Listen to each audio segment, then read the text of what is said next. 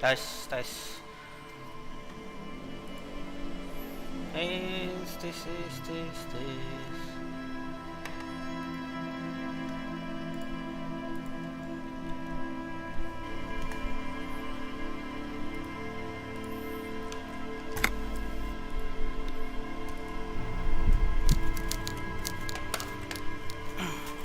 Tes. Alright, so where we left off, we're about to talk to the union boss. This motherfucking fat capitalist pig.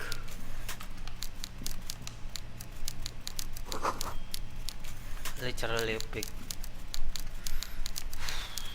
Alright. Before you is a walrus of a man seated behind a large desk. He looks up from his work, not the least bit surprised to see you. The music. With great effort, he straightens himself up in his chair, yet says nothing. He simply stares at you. Let's get straight to business. There's a dead body in a tree. Welcome, Mr. Dubois, Mr. Kitsuragi. It's good of you two to stop by. Please, have a seat. I'm EVRART Clare, head of the Debarders Union here at Martinez. The man relaxes into his chair and continues. I'd offer you my hand, but unfortunately my health prevents me from getting up. You understand? Yes, because you keep eating people's money. Pig. He looks extremely comfortable. The tiny folding chair, on the other hand, looks like a torture device. You go ahead, detective. The lieutenant nods at you. Then the chair. Whatever he has in store for you, it can't be good, he thinks. I'll do Oh my God, Kim is stuck in his desk. best. Forget about that. What's with this Dubois stuff? You're getting some seriously bad vibes from that name. Why are you calling me Mr. Dubois? Please, Mr. Dubois, let us converse in a civilized manner, as equals. Take a seat. I insist. It's nothing. Yes, that's probably right. It's nothing. Forget about it. Filter it out. I don't see it. It's kind of my thing. Very well, Mr. Dubois. I respect a man with strong convictions. As he nods, his multiple chins move like ocean I, waves. too, have convictions. One of which is that I will not engage with any man who won't face me at eye level. Should you find yourself more amenable in the future, I'd gladly resume our conversation. But until then, I'm afraid I must ask you to leave. You're no Titan of Elysium, buddy. He's got you in a fork. Sit down or leave. Okay. Kim, get out of there first. Okay, that's it. Mr. Dubois, I hope time is on your side this time. Please, take a seat. Alright, let's start. Please, Mr. Dubois, let us converse in a civilized manner, as equals. Take a seat. I insist. I don't see it. Very well. Should you find... You're no Titan of Elysium, buddy. He's got you in a fork. Sit down or leave. Alright, take a seat. Excellent, Mr. Dubois. I can see that you're a reasonable man, and reasonable men can be of great use to one another. Damn, this chair is uncomfortable. So tell me, how can the head of the Debarders Union help a representative of the Revachol Citizens Militia today? The chair you're sitting on has got to be the most uncomfortable chair in the world. It's violating your backside. He's doing the boss attack. God damn it. By the way, I heard you got a rather rude reception from a certain Lawrence Gart. Some people have no manners, it pains me to say. This should take care of that nonsense. He points to a giant novelty check on his desk. It's absolutely comically huge. It should be sufficient to cover your expenses for a few days and patch over your differences with a cafeteria manager. Go ahead, take it. Ooh. Wow, that's 25 real. That's good money. You need it. Wait, you know Guard? Yes, I know Lawrence. He's a real character.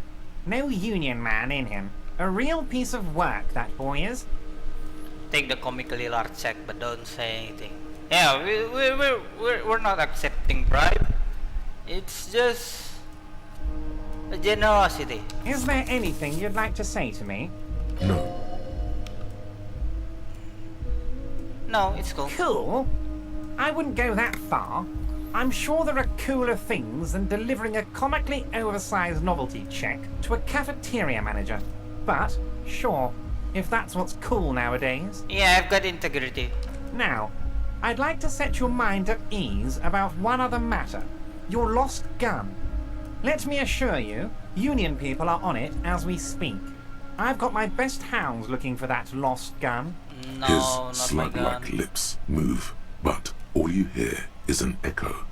Lost gun, lost gun, lost gun. Not my lost The gun. world is swallowed by a black hole of fear. Only 2 words escape its gravitational pull. Lost and gun. Oh, my lost gun! I'm not worried. I got this! Are you all right, Harry? You say you got this, but you seem a little anxious to me. Don't be. Everything's going to be all right. It's not like you left it loaded. You didn't lose a loaded gun. Local children aren't out there playing with it right now, pointing it into their Oh my own God. mouths. It's in a safe place. I just know it. I have a feeling everything's going to be all right. It was loaded. There were 2 bullets in it. You always keep at least 2 barrels loaded.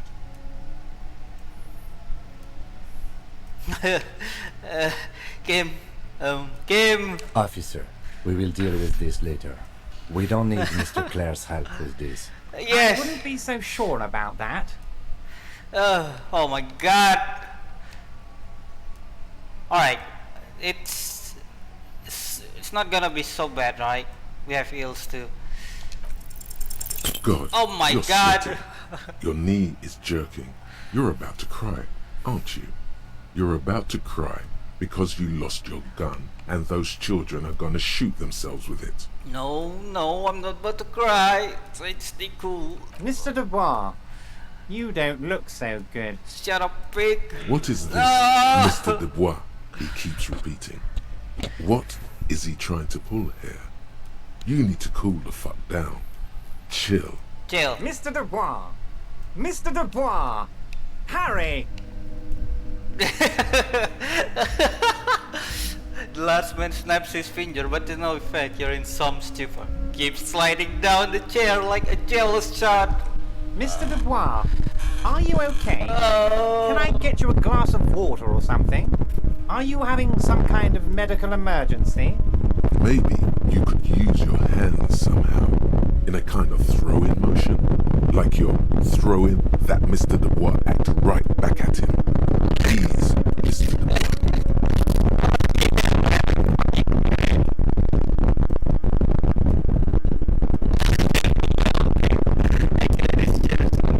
Michael, use that glass of water.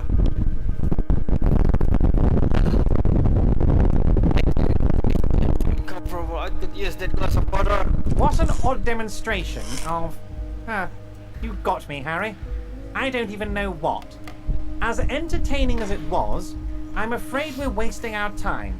And I'm an extremely busy man, as I'm sure you are too. Okay, enough. We are here to ask you some questions pertaining to a murder Oh, investigation. thank you, Kim. Quick, here's your window. Get yourself together and ask him questions. Police officer questions. It is about time to stop embarrassing yourself. Questions will help you regain some of your lost dignity.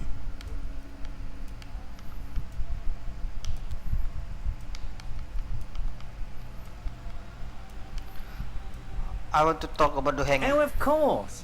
That's your main thing here. That's why you're in Martinez. I know everything that goes on around here, and I would love to discuss it with you. I mean, it's no secret that the lynching is connected to the strike.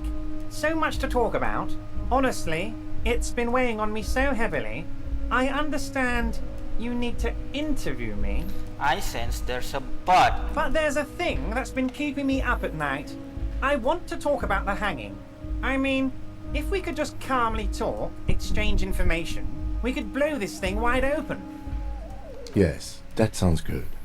Let's do that. Let's do But I that. can't think straight with this thing weighing on me. You're police officers, aren't you? I have a crazy idea. You guys are basically door-opening machines, incredibly talented at opening doors. Is that true? Are we door opening machines? I'm not sure I understand. If you're asking us to break down someone's door, it's not going to happen. It's not going to happen. Come now, I just need you to go open a little door for me and leave it unlocked. A simple thing. Absolutely nothing shady about it. Does this jiggling ooze think he's going to use you? He's got another thing coming. Play his game, son, with your eyes peeled. He's going to slip up, and when he does, you're going to come out on top.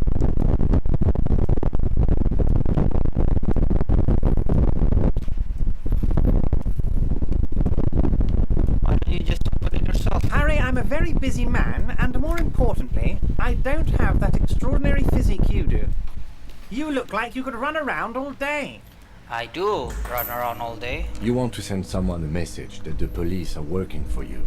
I repeat, I'm a very, very busy man, Mr. Kitsuragi, and therefore I must occasionally enlist outside help. So what will it be, Harry? Whose door is it? Oh, no one's. It's just a weasel. A weasel lives there. Nothing for you to worry about. What do you mean by a weasel? A loud blabbering weasel. When weasels feel no one is watching, they start acting foolishly. He removes his glasses and rubs his nose. Just go there, unlock the door, and leave it open. It's been such a burden on me, Harry. I just want this to be over so I can discuss business with you. I bet you don't even know anything about the hanging. Harry, my dear friend, I am what people call a local bigwig. I know everything that goes on in Martinez. I can accept this thing. Of course, Harry, I understand. But if that's the case, I don't think we'll ever find your gun. Even worse, we won't be able to speak like equals about the murder. Perhaps this was just bad timing for you. Know that you can always come back to me. I really hope you do. For your sake, my sake, and for your gun's sake too. Damn it! Yes, we both understand what you meant. This may be the only way, he thinks. I won't hold it against you. In fact, we probably should reconsider later.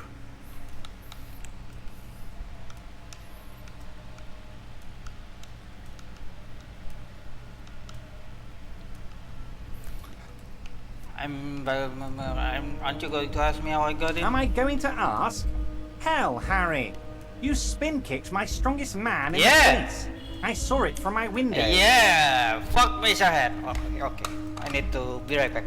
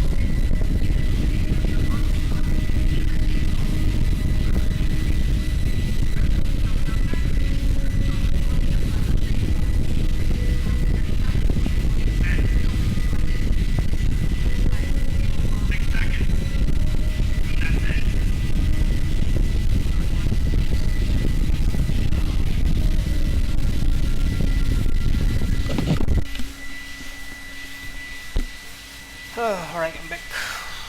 Would you ask a man like that how he got into your container yard? I understand. I am a terrifying death machine. Don't worry, Harry. Between you and me, I'm not a huge fan of this race thing, but the Union did not get where we are today by frowning on eccentricity. Are you now? Anyway, I assure you, I am a very well-informed man. Information reaches me before I even get the chance to request it. I'm told the Union is involved in the local drug trade. What? Harry, how could you say that to me? You know I appreciate a joke as much as any Johnny Fat Guy, but I can't take slander. Are you actually investigating this? No comment. Harry, you wound me, Harry, in the heart. But I trust you to put this to bed. Do what you must, and let's change the subject, shall we? Thank you for your understanding. We will continue to do what we must. You too, Lieutenant. You know, I like you, but you never were my favorite. I'm a Harry guy. I'm Team Harry. You don't know me. None taken. Did we have anything else to do here, Harry? You called me Mr. Dubois. Why? Of course. Let us dispatch with the formalities. You call me EVRART, I call you Harry. So that's really my name. My God, so it's true. I didn't want to believe it, but you are a fantastic science fiction amnesiac cop, aren't you? What are the odds of that? I think the odds of that are very low. It's true, my memory is a bit hazy. Memory is fine, I'm just testing it. So good to hear that, Harry. Apparently my sources were wrong. However, if you did have a spot of memory trouble, I could help you out with my big fat folder. Okay, Are you trying to tell me you've gotten hold of some of our documents? Lieutenant Inspect EVRART over his spectacles. Mr. Kitsuragi, would you mind? Me and Harry are talking about his lost identity right now.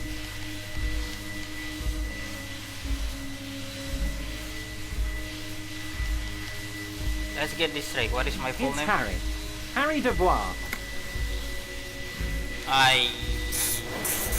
Oh shit, fuck.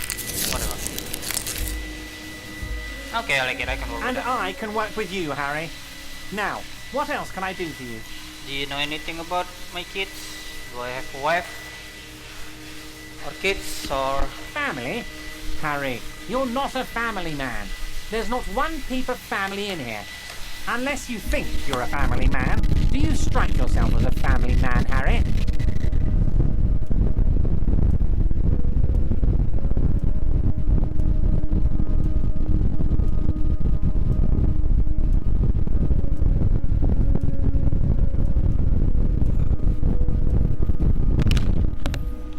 You're right, I don't.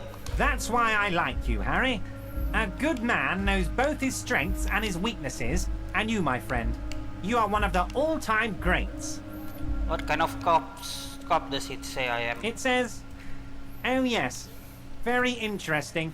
It says you're more like a mad prophet than a cop. Always rambling about the end of the world. I'm sure these stories are exaggerated.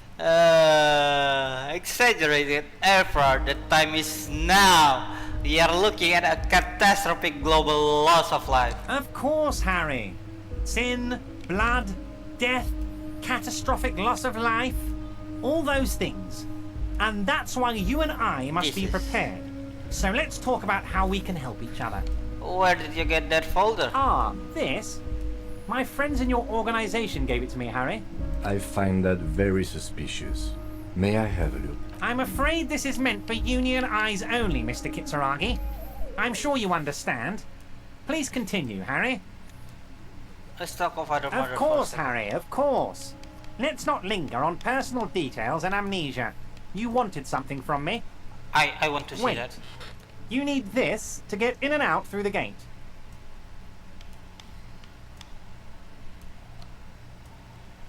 Thanks. I was wondering how I'm supposed to get out. Here, you're one of us now. A real red and white Union man.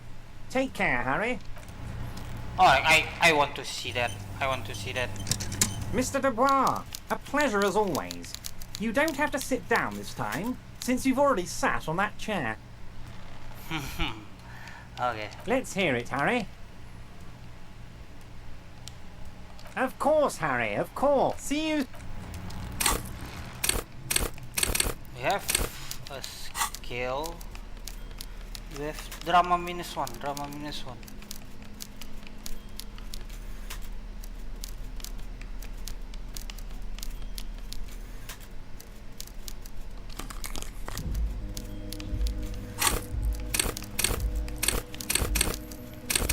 Holy shit.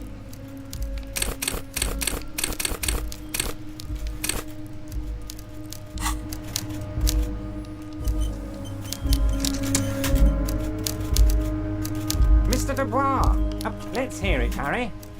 42.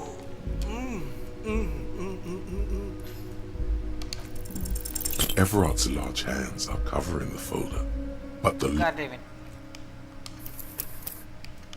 I want to know. I want to know. I don't care. I want to know. I want to know. I want to know. And how am I supposed to do this? I want to know. Mr. Dubois, let's hear it, Harry. EVRART's large Oh hand. my god. I'm ready.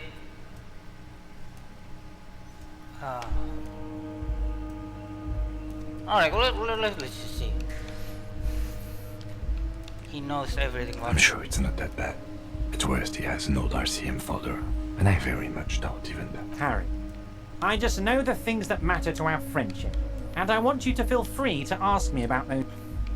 God damn it, see, he doesn't, he's not gonna, the most interesting Mr. option Dubois, is let's to hear it, Harry. actually get to see that. EVRART's My large. god. How hard it is to roll a 42% Mr. Dubois, chance. let's hear it, Harry. As you look at the folder, EVRART covers it with his hand and pets it. He's hiding it from you because it's not a real RCM folder. It's just another one of those brown folders Ah, you yeah. saw in the file cabinet. That's not an RCM folder. Okay, Harry, you got me.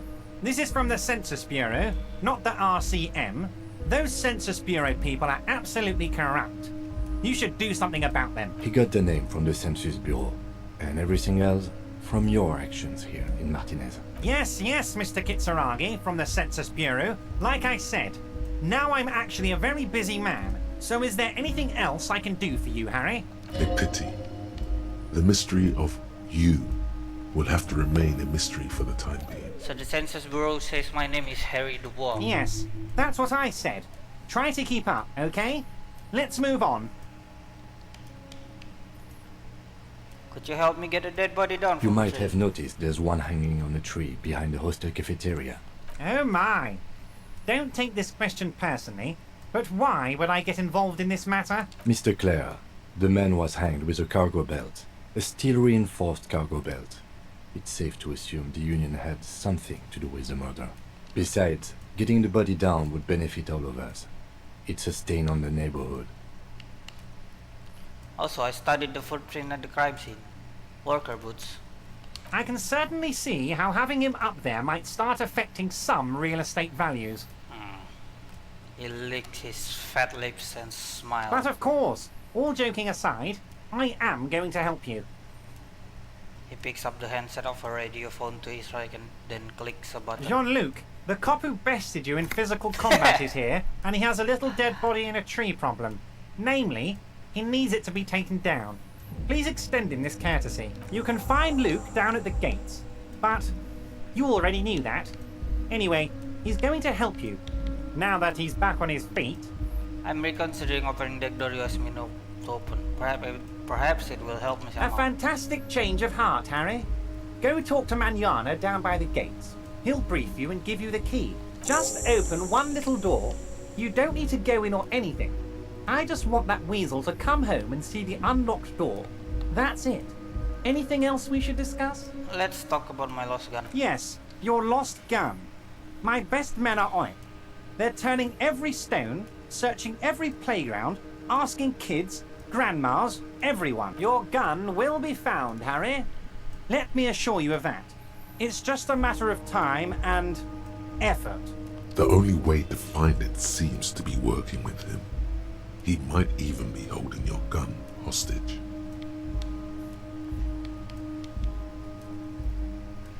I will not be blackmailed with this gun business. Wait, let's think first. Hold on. Could really hold my gun hostage? Who knows? Only one thing is certain. If you work with him, you're going to get it back. And working with him might be the only way to do it. I will not be blackmailed with this gun business. Harry! I was only trying to be tactful. A lost gun is a dangerous thing. I can't have it around in my neighborhood. Kids could be playing gun roulette with it as we speak. Teenage gangs could be arming themselves. Get a hold of yourself, Harry.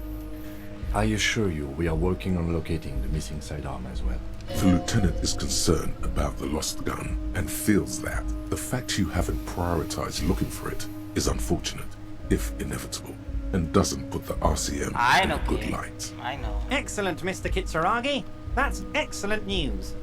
Looks like we have a friendly gun-finding competition on our hands. I'm looking into your shady brew. I don't know what that means, Harry. Shady brew? There are so many moving parts in my operation, I can't keep track of them all. You know what? Don't even tell me. Whatever it is, do it. Surprise me. Just one thing. If you can, make it even shadier. I met Joyce, the company representative. Oh, that's very nice. I haven't gotten around to her yet. I'm very, very busy, you see. I hope you're getting along. One thing I want to make very clear, Harry, is that this is not some kind of union versus corporation situation. Everyone is just pals here. Yes, pals. We're all trying to do what's best for Martinez here. Don't feel like you can't cooperate with her because you and I are such good friends and I am helping you get that nasty body down from the tree. And with finding your lost gun. I'm not a jealous guy.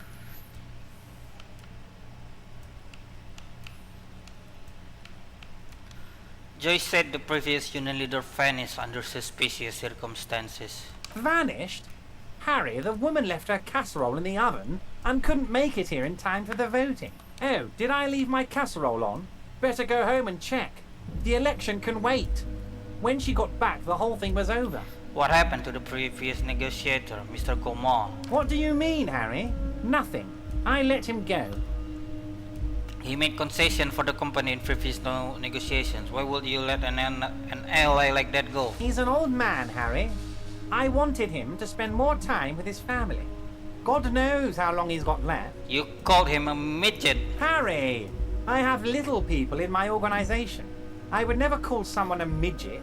What is this? Shut up! Honestly, I'm beginning to think you're a midget, Harry. Shut up! I'm only kidding, Harry. You're not a midget. No one is. We're pals.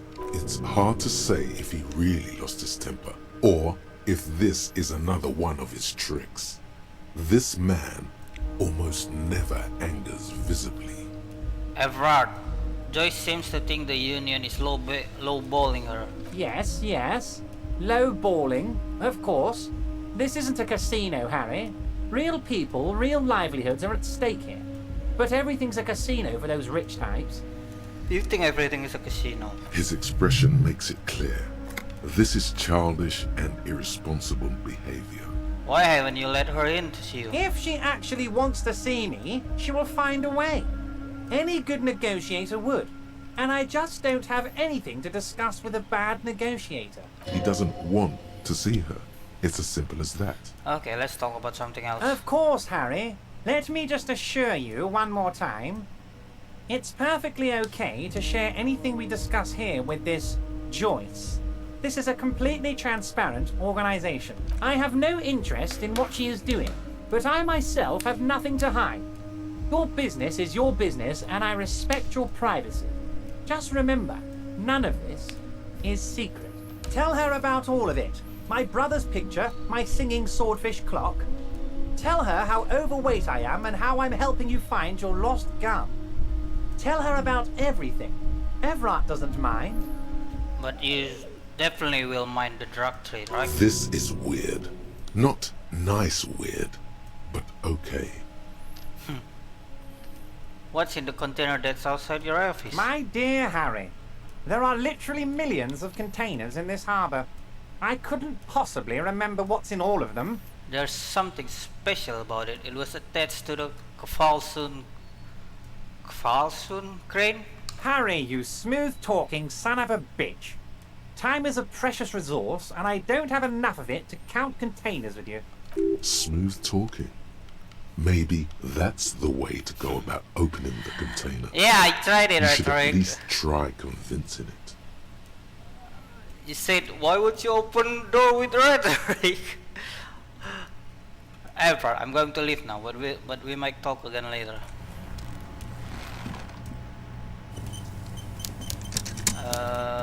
Wait, no,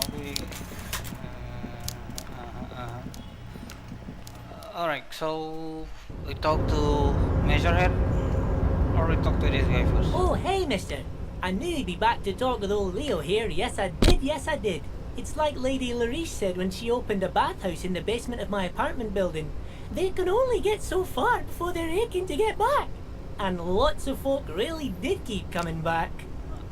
Leo, in the future, can we keep this greeting sorcerer? Sure, mister. Absolutely. I'm always willing to help out nice fellows such as yourself. Nah, nothing new. Guess we talk to Jean-Luc, Measurehead. Damn your container. You're back before the cargo container. Its drawer has not lessened since you were lost.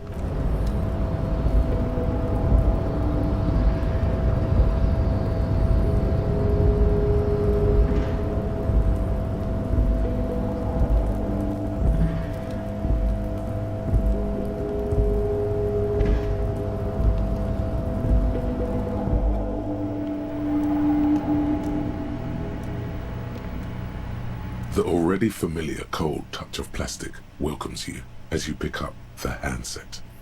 Let your muscle memory dial a random number. Your fingers run over the dial pad. 005.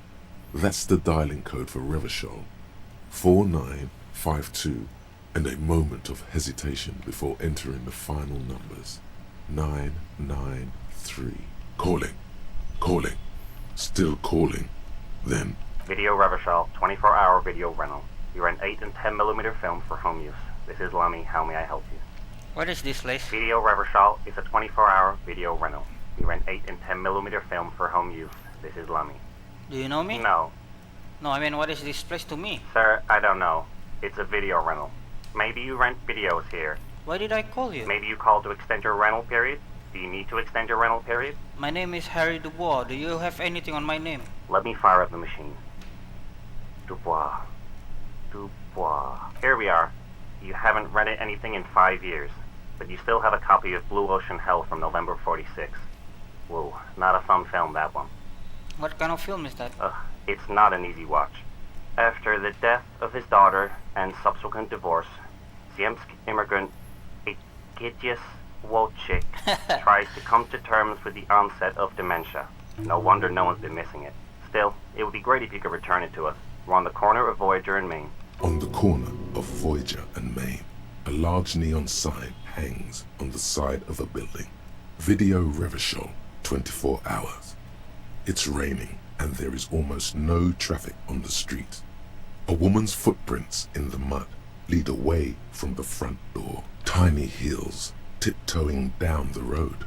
Beautiful steps, light-footed with a lifetime ahead of them. You look up and the air seems to grow darker. Suddenly you feel like you don't want to hear about video rentals anymore. You don't want to hear about any of it. It was all shit. It's What? over. What was all shit? Kim, I feel sad about video reversal 24 hours. That's enough for you today. Let's conclude this call. We're done. More clues about the past. The file cabinet stands hundreds and the same you already went through the drawer. So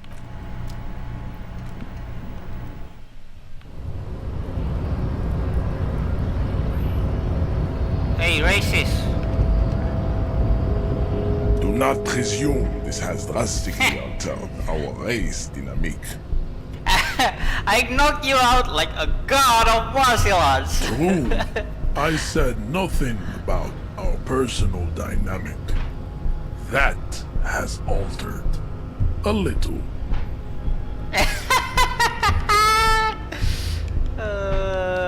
Why are you not with the Hardy Boys? I am not the first line of defense. I am the last.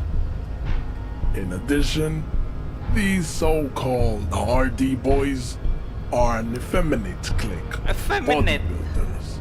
Their company is spiritually degrading. But you're all part of the union. The Hardy manlets are on the pay of the company. I answer to the union alone. And I do this out of race heroism. Finance is an alien concept to the Seminoles. Now leave me be. I must luxuriate in the company of my woman. Jesus. EVRART told you to help us get the body down from the So tree. it was. You bested me in race combat to reach my superior, then had him give me an order. I salute your cunning, enemy. I will go and remove the body from the tree with my bare hands. With my bare hands. So noble, Measurehead. But while I am gone, someone must stand guard on the bridge. That someone needs to be you. Both of you. Listen, and what if we don't want to do that? This is the uncomfortable result of not taking it on ourselves. I can live with a compromise. Listen to your little friend. He is wise in his childlike way. His mysterious race may yet prove fierce competition to my heroic haplogroup. Okay then. Wait here while Mr. Red goes. Babe, see that they stay here the whole time.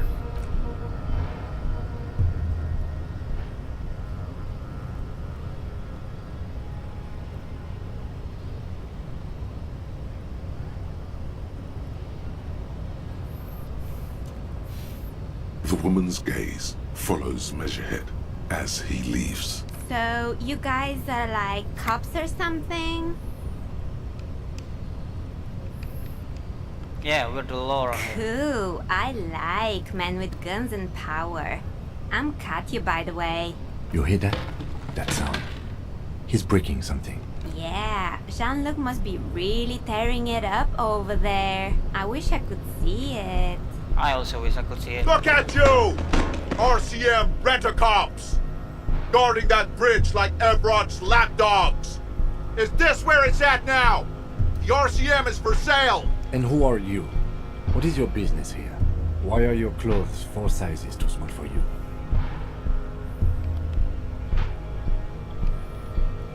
I'll walk with whoever I want. A shrill laughter interrupts you, echoing across Martinez. It's Kuno. Then the man turns to look behind him at the behemoth appearing around the corner, approaching him, walking past him.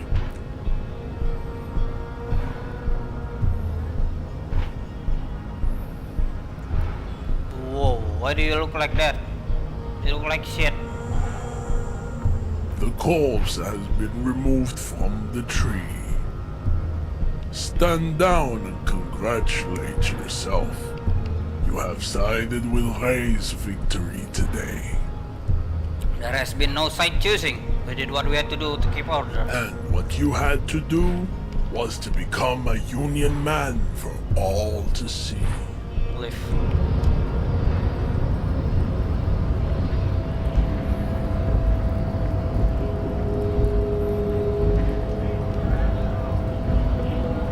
So, how'd you like our harbor?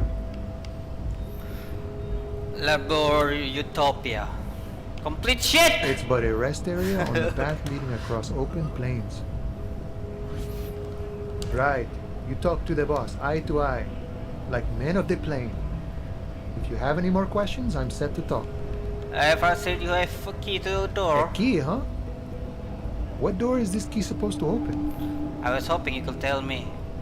I don't know, some whistleblowers, I think? Oh, say no more. I got you. He taps the side of his nose with a little wink. I got that key right here. And let me tell you, it's mighty good of you to help us out during the strike. Working class solidarity, as they say.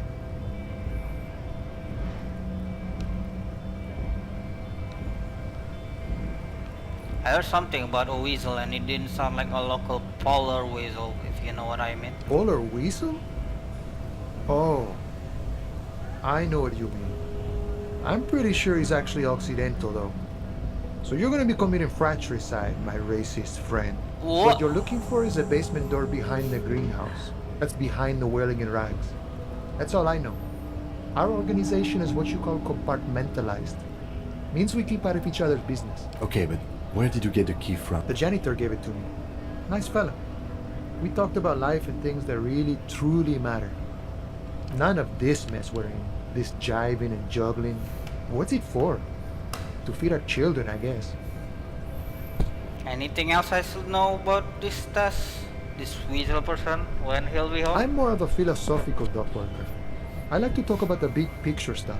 Who I am, who you are, what we are fighting for. I don't care! Who he is and what they're fighting for? This is interesting. Okay. Ask him about the Hardy Boys. Actually, do you know anything about the Hardy Boys? Los Hardys? They're an independent militant group. A bit too high-strung, but it comes with the responsibility. They're sort of like you. Preserve the rule of law and all that. Except it's EVRART's law. But really, they're just like you. Why are you striking? We're negotiating our share. Your share? Aye. Wait, so not wage or pension, or how large a share would you like? All of it. However, right now we want all the harbor workers to be on the company's board, so they could take part in the decision-making process. Are you a communist? No.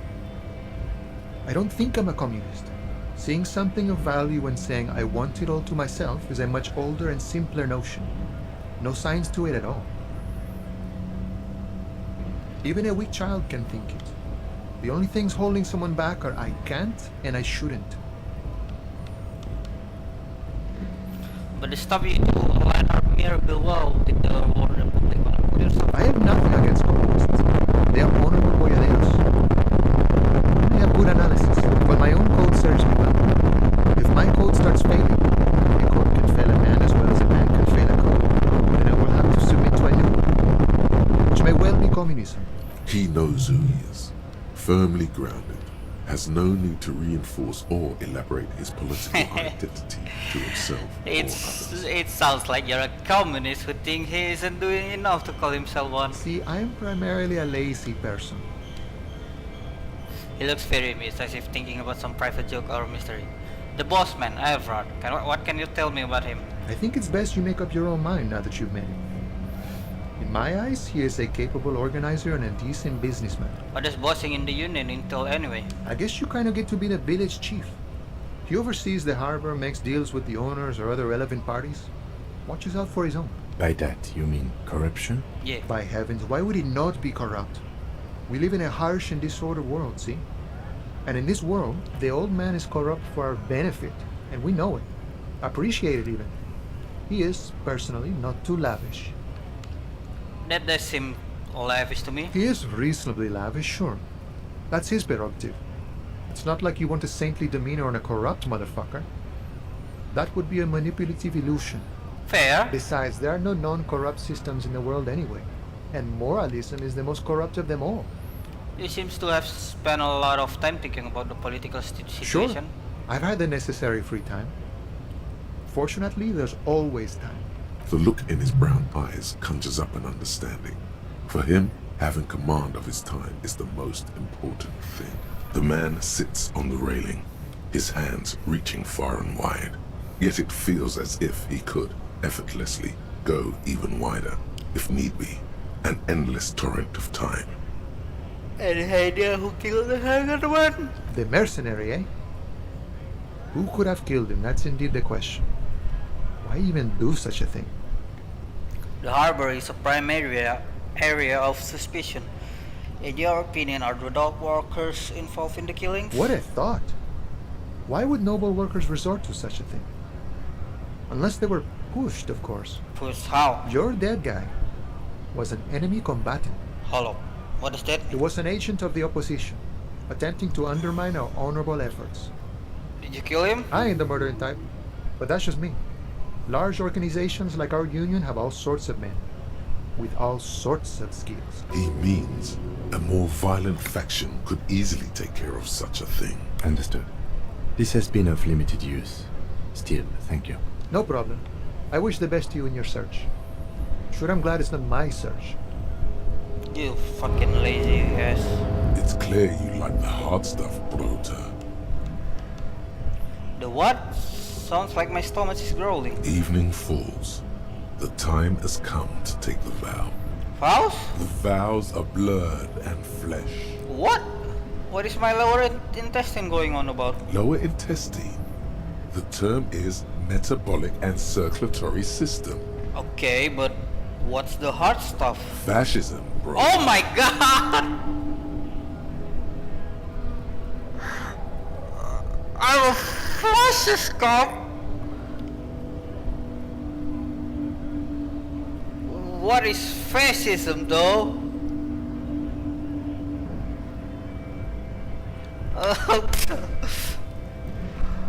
Oh.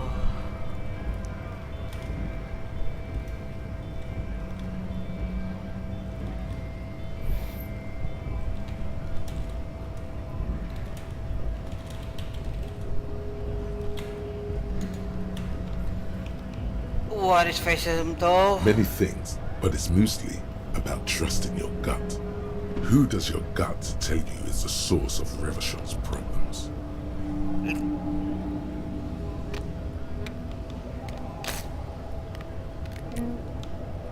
Financiers! Them, but also women. What? Women. Men of war. Oh, men of You war. don't like them. They're insane.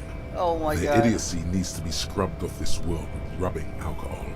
Woo men need to go back to the fucking kitchen. That's what fascism boils down to. The rest is also important. But the main thing is that woo men need to know their place. Am I having some kind of stomach seizure? Stomach truth. You're having a stomach truth. Why am I getting this? Because you've said the hard things that others won't say. The good things, you've said them many times. Fascism sounds so bad though. What if we called it something else? Like a traditionalism? Okay, yes, let's call it that. Good thinking. Okay, stomachs, I've made up my mind about fascism. Oh god. You're going to keep your views, right? Keep your views, Brota.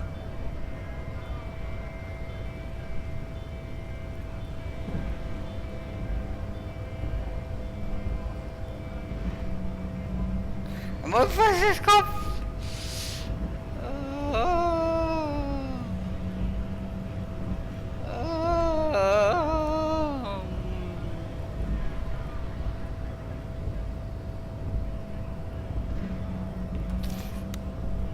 I'm interested to see what's the bonus, but I really don't want to be fascist cop.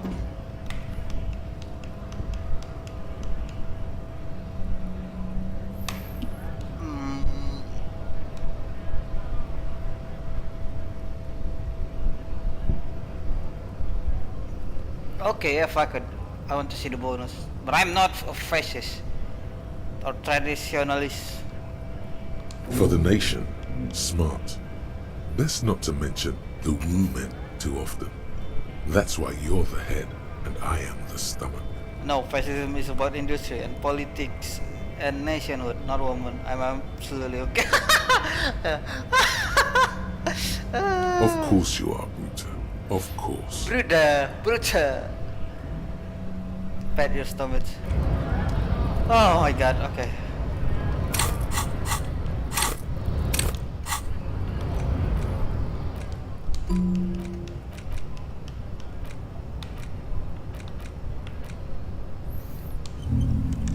No, it's about being a nationalist.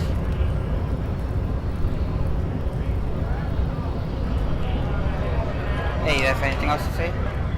Right to work!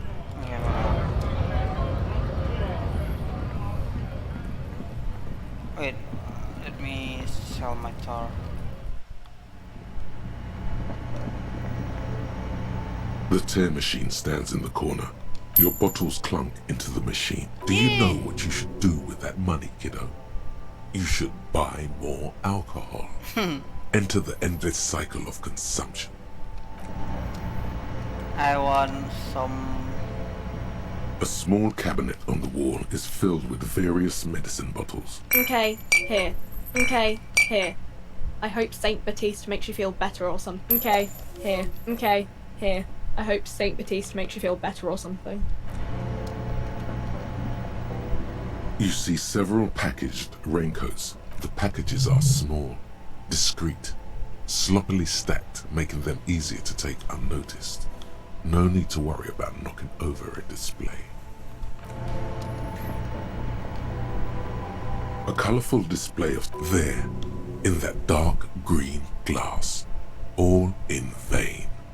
The great flowing river of warmth, wine, alcohol, beer, alcohol, love, alcohol.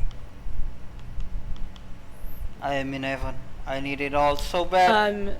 Sure. If you want something, I can get it for you. Just let me know and pay and stuff. But I'm obliged to inform you that both alcohol and cigarettes damage your health. But I guess you already know that. Know this, you will never finish your alcohol quest if you don't buy beautiful alcohol.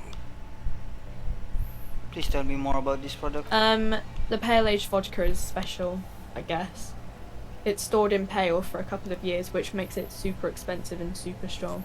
What is pale? You know. Don't worry your pretty little head about it. Let's concentrate on what's important here. Okay, what will consuming this stuff do to my body? I mean, I already said it'd hurt you. I don't know what else they do. Substances give powerful bonuses to your main stats at the cost of damage to your health or morale. Cigarettes raise your intellect while damaging your health. Alcohol raises physique while damaging your morale. Use medication, like Nosifed and magnesium, to counteract the negative effects of substances. Note: consuming substances can have unforeseen consequences for you.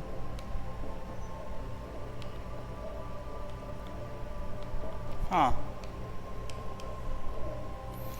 Do you sell any under-the-counter vices? No, Frick only sells legal drugs, like the law says. Do you sell speed at this establishment? Huh? Speed. Like, speed. No, Frick doesn't do that. Sibling said you Of course not. Frit is an establishment that acts within the law. Is that all, detective? What's the point if they don't even sell the good drugs?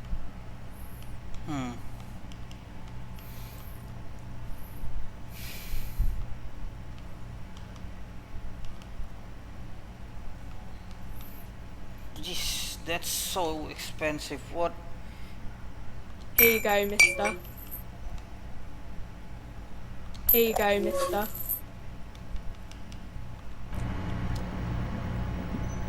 It's okay, Kim.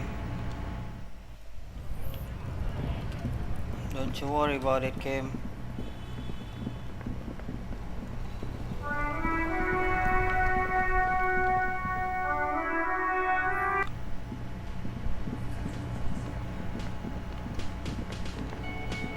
Can I help you? Got the 20 real? I have this giant novelty check. You must be kidding, right? Yeah, good one, officer. Real funny.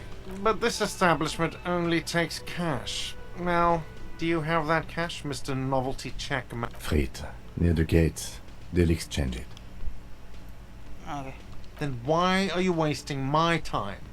And yours? Damn it, you.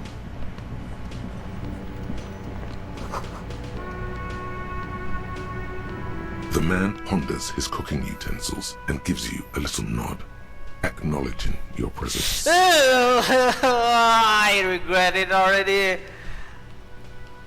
You said your friend had went bananas, that's true. The mention of mañana gets his attention. He smiles and delivers a whole slew of unfamiliar words and lively gestures. Then he falls silent again. What is it that pose you're making there? The man says a couple of sentences in that strange language of his and then seems to wait for you to speak. Yes. Horse need more vodka? Okay, so it's vodka that keeps the men happy and in good spirits. Clever move by the Union.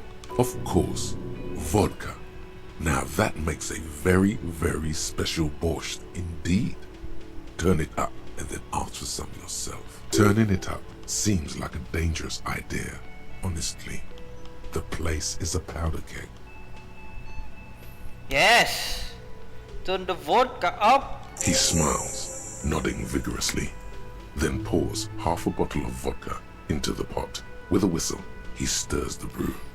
Gurashi, could I have some of that brew? He smiles and nods enthusiastically, and, chattering away in his language, ladles some brew into a small thermal cup, then hands it to you. By the way, we speak Revacholian in Revachol. Get your Revacholian nationhood on! Speak Revacholian?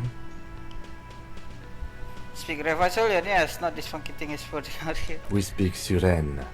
There is no such thing as the Revacholian language. But don't worry.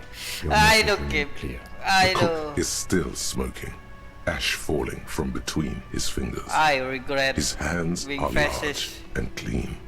Good thing he didn't understand a word of your stupidity. Ah, Kim! Kim! Ah, what else? Oh my god, what else?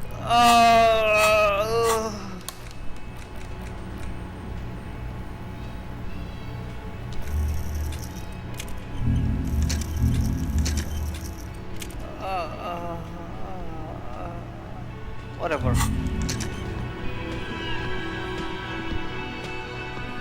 Whatever, Kim.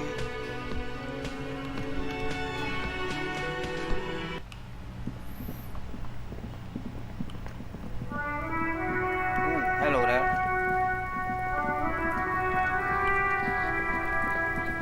You missed a good show before. A kid came by and completely fucked the tree to pieces. He fucked the tree up! Fucked it good! It was porno! Wish I could have been here to see it. Now I have some questions. Shoot that shit at Kuno, Pigonort. Hey Kuno, got any speed? Fucking right, pig. Kuno's filling bathtubs with that shit. Kuno's a kingpin. You're yanking my chain, aren't you, kid? Don't be yanking your shit in front of the Kuno. Kuno's always serious, always rolling. Big kilo, but you ain't getting any. Get the fuck off. He's got to at least know a source. Look at him. You need to figure this out somehow. You need to befriend him first. I talked to Menana about the armor. So? He told me you promised to sick the pig on him. Yeah, so? Kuno did sick the pigs on him. Kuno's a man of his word. Kuno sent your fat ass running around like jello! Look, pig. Kuno sent you to rough some people up. Kuno played you. That happened. Now you and Kuno should move on. I will remember this, Kuno. You got fucked. You got fucked, pig. Fucked bad. Of course you're gonna remember this. Now get the fuck out of here, griefing the Kuno. After this shit, you better have something real interesting to say if you want to stay in Kuno's face. Yeah, real interesting. Kuno, let's talk about this suck again. The fuck do you want with it? Nothing. Good call, Pigmeister. Don't come and talk to Kuno about his kingdom. Kuno doesn't fucking care. Kuno doesn't fucking care. Oh, there. The corpse lies on the ground among the remains of an absolutely demolished pinewood branch. It's gently laid on one side. Beautiful. Mr. Measurehead has done a good job. Nothing is too broken or compromised. The victim is ready for a field autopsy. Field autopsy. Yes. 1. Investigation of the scene. 2. Initial examination of the victim. 3. Field autopsy. 4. Transportation of the body to the morgue. We are on number 3. The fuck are they on about? Cop's gonna cut his shit up! Don't we have someone else for this? A doctor? No, you and I are detectives. The honorary rank of detective signifies our ability to handle the entire incident chain. From autopsy to cleanup to social work. Everything. With honorary rank of detective? An honor and a burden attached to your rank once you've proven yourself able. usually after 5 to 8 years of field work. Mine is Lieutenant Detective. Yes, I feel like I'm a detective. You are. Your station would not have assigned you on this case if you weren't. Now... The lieutenant adjusts his glasses and takes a deep breath. First, what exactly is a field autopsy? Come on, officer. You know what a field autopsy is. You've done 100 of them. Actually, it appears I've forgotten what a field autopsy is. Fine. It's a 3-part form to be filled out on the scene by the detectives responsible. One takes note, the other dictates. The goal is to establish cause of death. Do we need a scalpel for it? A scalpel is not always required. I hope this is one of those cases. Latex gloves are, however. Let's get in there. Clap your gloves and... There truly is a time for everything, even for yellow gardening gloves. However, they are lacking hygienically. I suggest you get in there in limited capacity. I don't know, what do you mean? I mean when I need you to. Until then, I should handle physical contact, and you should take notes. Where shall I take this note? My paperwork? Yes, you see, the field autopsy form is the one on red copier paper. Try to remove statements. I thought we decided to leave it to processing. Let's not turn this into some kind of circus. Damn it. This is turning into some sort of mega puzzle. Tell me, who are you, dead man? I'm gone. Oh, here we go. Where have you gone? Into the wild pale yonder. Where is that? In the past. Way out in the west. I can see you're gone, but who are you? I'm a joke. Look at me. You are now, but who were you when you were alive? A killer. A motherfucker. And a killer. Takes one to know one. I have another question for you. Go ahead, Coppo. What is happening? What do you mean? I'm talking to you. It's the power of your Black frothy liquid starts bubbling on his lips. imagination. Yeah, I'm just imagining it. Go ahead. Ask me more questions. You fucking love questions. Why do I love questions so much? Because you're a copperoonie. Look at all of them go. Do you want more questions? Give me a comical amount of questions. Coming right up. Copperoonie, Rooney. This is getting upbeat now. Is my name Rooney? Fuck no. You're no Rooney. Rooney is not who I am Harry. No. You're not a Harry either. You're a motherfucker. That's who you are. Rooney the motherfucker. Why do I feel like I've forgotten something terrible? Because you have. Who killed you? Love did me in, Brother Copo. It was love all along. Can you ask me a question? Sure, Lobo. I can ask you a question. Why are you doing this? What? Looking at my face, motionless. Looking into my eyes. Standing here. Why are you investigating my murder? Because I don't. Maybe this will lead to something indescribable, unforeseen, miraculous. The clown lips on the corpse appear to smile. Something is on its way. Something hidden. It's coming. A miracle from the northwest, and it's almost here. You can feel it in the air, on your hands. The cold spring air smoothing them over. I hate you. You stink and you're boring. Do I remind you of someone? A deep sea creature. No, not quite. Be fair now. A baby affected with harlequinism. You sure we got out of that one? Coppellini. Coppellini. Enough. Come back later, Coppo. Amuse yourself with my frank manners and my memento mori features. If possible, also, see me in your dream. Ooh.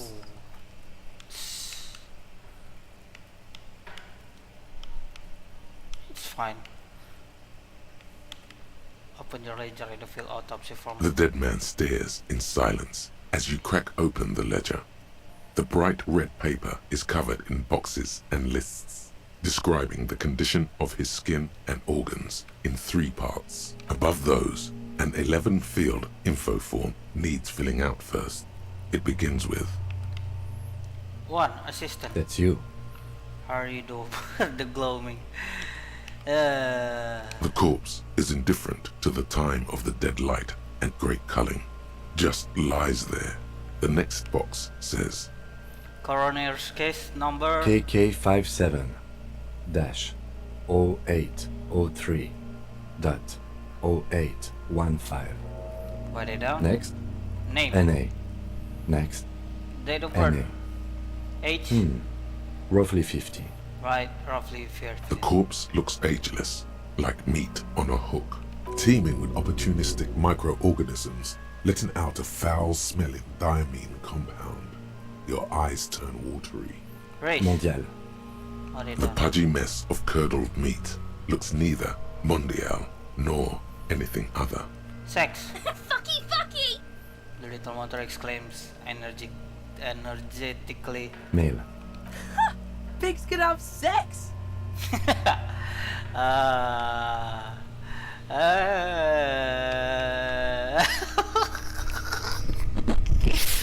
Fuck it, man. Naively, the lieutenant does not double-check your notes. They don't. We're still going with March 4th. 51. Why, March 4, 51. What else? 9. Body identified by is non-applicable. 10. Case number is the same as the coroner's case. KK 57 0503 0815 listens, motionless, with the cargo belt still around his neck. Only 1 box remains. Evidence of treatment. None. At least not after the initial examination. What exactly is treatment anyway? Interfering with the body's position or wounds post-mortem. I'm not so sure. Didn't the footprint look like he was carried over? They'd have to have incapacitated and carried him over. This man was more than a match for untrained dog walkers. Your central nervous system recognizes this gesture. It's the stations of the breath. Ecclesiastic, religious in nature, a holdout from pre-DeLorean burial rites. It takes him 2 seconds to perform. Then, somewhere in Jamrock North, a small wood shed behind Rosencrantz Row, Lieutenant Nick Feuerbach puts his hand to the chest of a small corpse, no larger than a monkey. It's raining outside, light drizzle. There is darkness in the shed. Elsewhere yet, an obese female sits in a wicker chair, her silhouette bull-like against the window. Outside, Grand Coudon. The day is turning dim for Sergeant Mac Dawson. Hand extended, he approaches, to make sure she is dead more than anything else. The building is tall, 7 stories wind-wrapped in solitude. Most of the apartments are unoccupied. This was a suicide, the other an accident, the small one. And so, all across Jamrock, Coal City, GRIH, 42 deceased persons found today, 42 stations of breath. We should start the post-mortem. Turn the page. The corpse cannot feel Kim's hand on his chest. It no longer meaningfully interacts with its surroundings. A thicket of boxes and lists on red copier paper tries to answer why. External examination summary. Clothes. The deceased wears armored boots and white briefs. The make of the briefs is Babrodine, I think. Let's see. He turns the body into its side and check the underwear level. See, it's happening. Babrodine, yes. Inexpensive. Size M. Color white. The disappointment is palpable. The red-haired thing was expecting something more lurid. The rest of the clothes have been removed post-mortem by scavengers in order to get to the victim's ceramic armor. Officers are in search of the missing pieces. Removal of the boots is left for processing. When am I gonna get them? Patience. After the autopsy, before the body is taken away, there will be a window of opportunity. After the lieutenant has gone to sleep, I hope this has helped you, my liege. Write it down. Tattoos. The upper torso is covered in a single, continuous tattoo, resembling a map of the night sky. It reaches from the right shoulder to the heart. The ink is blue and white. The assistant has a color photograph of the markings, to be added to the case files as document A1. The photo is taken on the scene, using a Trigat Mini. The deceased has a cargo lashing belt around his neck, tied with a hangman's knot. Color yellow. Length 3 meters. There is a buckle on the other end. Well nourished, athletically built, measuring 1.8 meters. Generally consistent with age, about 50. Preservation is good. Ambient temperature below freezing. The spine is bent more than the lieutenant compensated for. This buster's actual height is about 1.85. And no, you could not take him straight on. I can. 1.85 meters, Lieutenant. Of course, I undercompensated. Put it down. Body hair is light brown. Distribution is consistent with age. The deceased had male pattern baldness. Hair is combed back, short.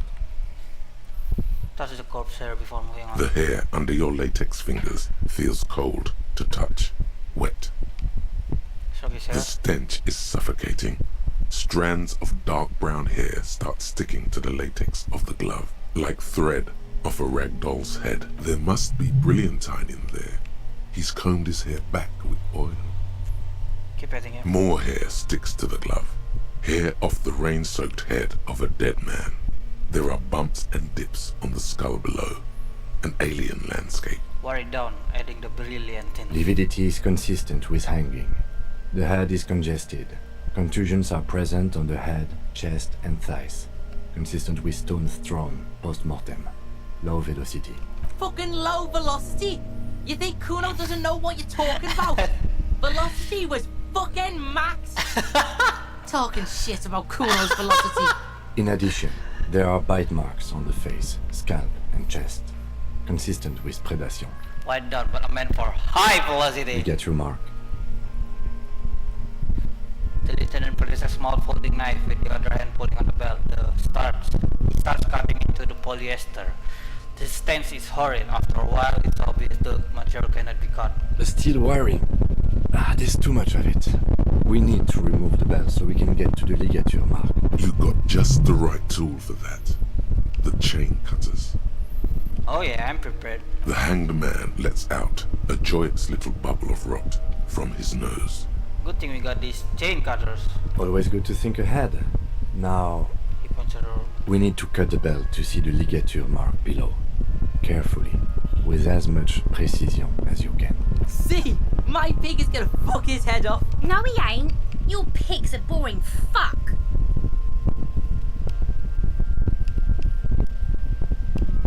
Come on, there's no way. Cut the bell off. After some deliberation, you sink the cutters into the knot tying the belt together. You squeeze the rubber handles together, sweat forming on your brow. Snap! The knot is slashed. Another cut and the belt falls apart like a flower bouquet, revealing the dead man's neck and the dark red ligature mark around it. The rope rises to a point, leaving a gap in the ligature mark. The suspension point is in the back of the neck.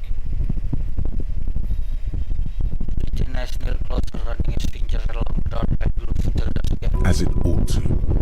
This is where its grip on the curdled meat is gentlest, pulling up.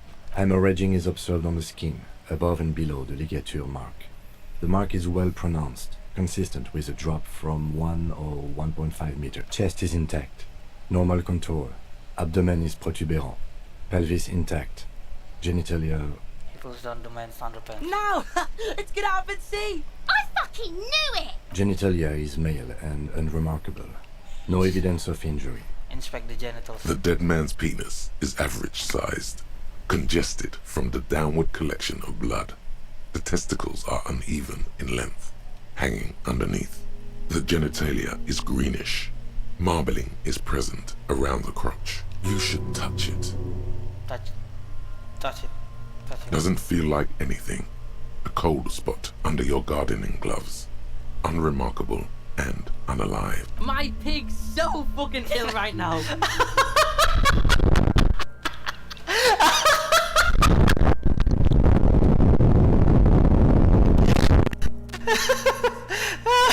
Your pig's pretty sick, I gotta say. Back is symmetrical and intact. Oh my Upper and lower extremities are intact, but asymmetrical.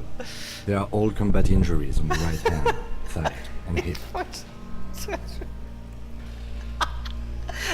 Bullets have bitten little pieces out of him. It must have been excruciating, especially the hip. Before you is a temple of pain that knew little tenderness in life. In addition, I see smaller, residual scars, too numerous to count, covering about 30% of his skin. This is the body of soldier, a mercenary. We have a real museum here. Of battles, wars. Last item, hands. Pick up the hand. His flesh is cold, icy. Pleased to meet you. Where are you from and what's your name? My name is... I'm only fucking with you. I know where you're from. From Cappadocia. And your name is Il Corbo.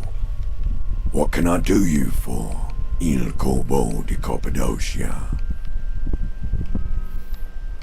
We met before, I thought you're gentle. That you have, Kobo, that you have. We're real tight that way. In that special way. We should do this more often. Be close like this, I mean. Hands are clean. No sign of injury from struggling. Were we expecting any? I was. Maybe I'm just not seeing them. Honestly, this stench is making it hard for me to think at the moment. What did you Ooh. That's all for the external. Well done. What next? Internal examination, summary. Central nervous system. I have nothing.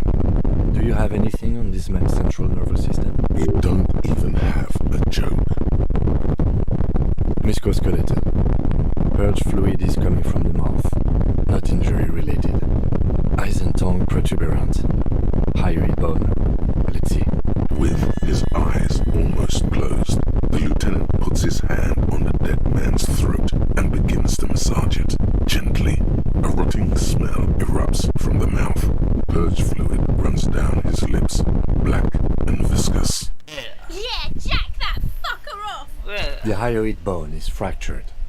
The rest of the musculoskeletal system is intact. Unremarkable. Respiratory system. Beck hunch.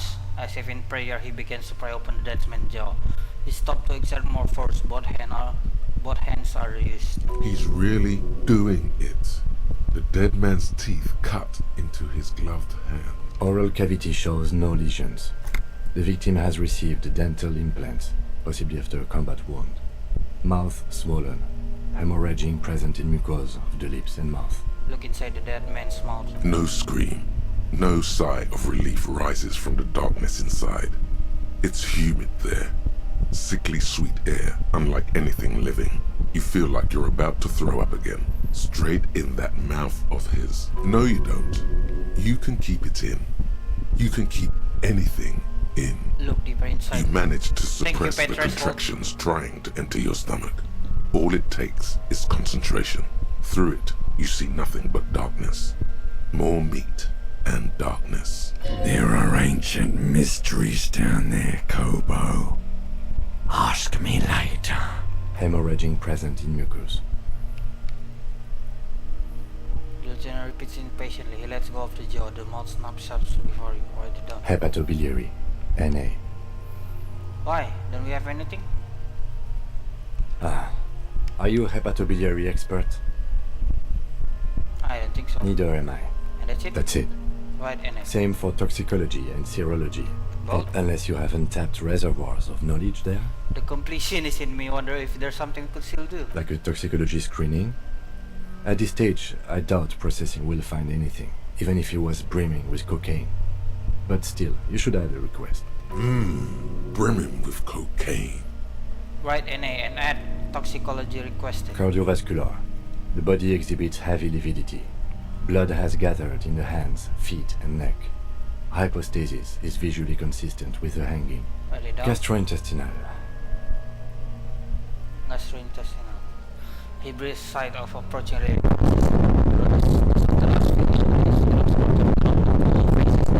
Digested semi-solid food in stomach. Voilà. Abdomen briefly. Write it down. Keep the voila. Voila. What's next on the list? Description of injuries. Summary. Let's see. We have bite marks, contusions on the head and chest, and a ligature mark encircling the neck. You'll need 3 fields. Leave a 4th one too. What about injuries we have inflicted? Oh, so we inflicted them? Okay, this is remember. You mean the spin-stabilized munition from a kill A990 muzzleloader lodged in his lung? Yeah! That was not a team effort. I just missed my shot. Also, let's not mention it. Muddies the water. I agree, the waters are murky enough. See? These pigs are fucking corrupt. Why don't you fuck him if you love him so much? Now, injuries. Head, chest and scalp bite mark injuries. Predation by birds has caused damage to the body. Odontologist does not need to be consulted. Write it down. And your opinion, officer? Unfatal. Bite marks.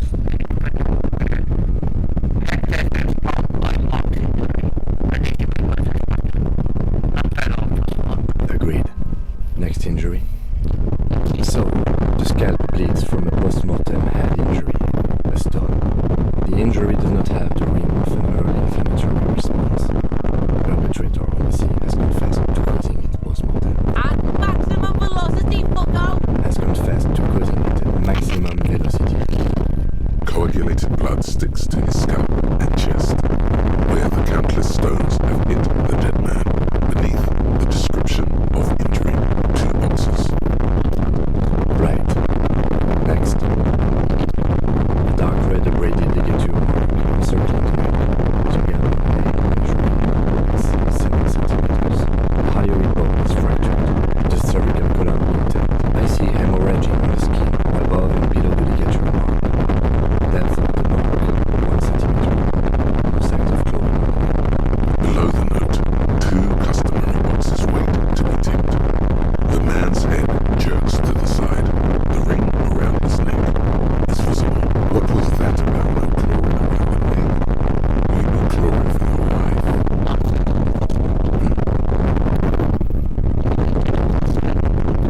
A column of cold air encircles you, rising slowly upward in the shape of a courtyard, bordered by cracked plaster, windows, seagulls perched on air conditioning units, a small green enclosure in the middle of a corral of tenements, Cape-side apartments, whirling rags and fortress wall of Terminal B. Above it, a thin blanket of coastal stratus clouds. Higher yet, coalition airships guard over the 21 cordons of the zone of control. The air is crisscrossed with radio transmissions. The hair on your neck rises. You Oh, holy shit. Why do you say that? I'm serious. I don't think this was the injury that killed him. Okay. Why don't you think it was fatal? Why didn't he claw at his neck when they hanged him? And why did they not tie his hands? A big man like this is dangerous. Honestly, I'm not sure there weren't marks on his wrists. That part got blurry for me. The stench. But you are right. There should be signs of struggle. Let's leave the cause of death empty for the time being. Let's wrap this up. I pronounce this field autopsy over. First, how did it go? It was an irregular field autopsy. We did not establish cause of death, which is supposed to be the goal of an autopsy. But, personally, I do not see this as a parameter for success. They're all far, man. They're all far. Oh, man. I love this game. We also requested a toxicological screening. That was thorough. The results should arrive in a couple of weeks, if we are lucky. I will not hold my breath. What else? We were thorough with the list of injuries too. We described them all in detail. What is there to say? Given the circumstances, it was a professional field autopsy. Oh yeah, well done, Master Detective. Maybe a drink is in order? Perhaps a drink is in order? Later, I mean? Now, you see, that worries me. You will die if you drink. You know that, don't you? You are proving a useful detective. The organization would miss you. Please get yourself together. The lieutenant from Precinct 57 thinks. Okay, Kev. What now? I need a copy of that autopsy form. Then I will drive him to Fallborg. Fallborg? About the copy of... For processing.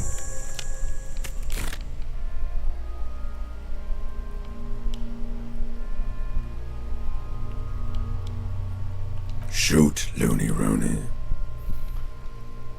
The autopsy, you said you have answered mysteries. Oh yes, Kobo mi Lobo. In the gift horse's mouth. Tracts and wakes and waterways. Ancient materials buried. Yeah, but to where, brother? Just a small gulp away. My beloved Kobo. A small gulp away. Come back later, Kobo. Amuse yourself with my frank manners and my memento mori features. If possible, also, see me in your dreams.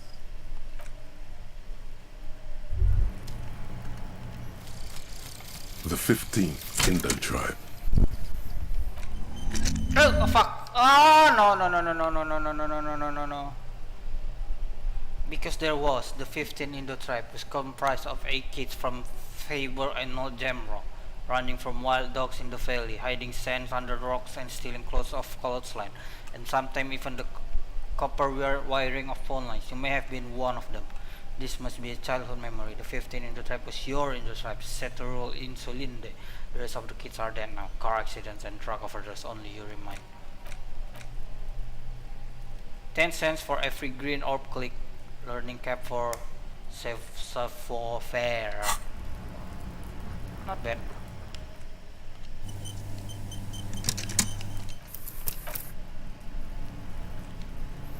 So we need perception. The man is decomposing visibly now. The lieutenant adjusts his glasses and takes a deep breath. Try to remove the dead man's boots again. I thought we decided to leave it to processing. Let's not... Damn it. This is turning into some sort of mega puzzle. You need to get him to the fridge first.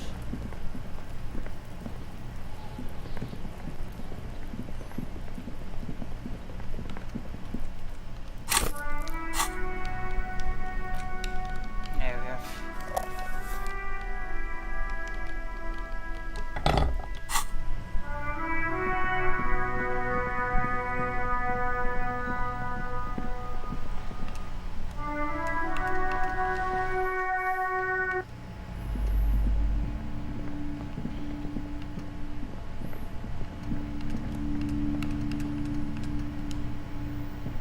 A heavy door with a missing handle stands before you, covered in dozens, if not hundreds, of little oddly shaped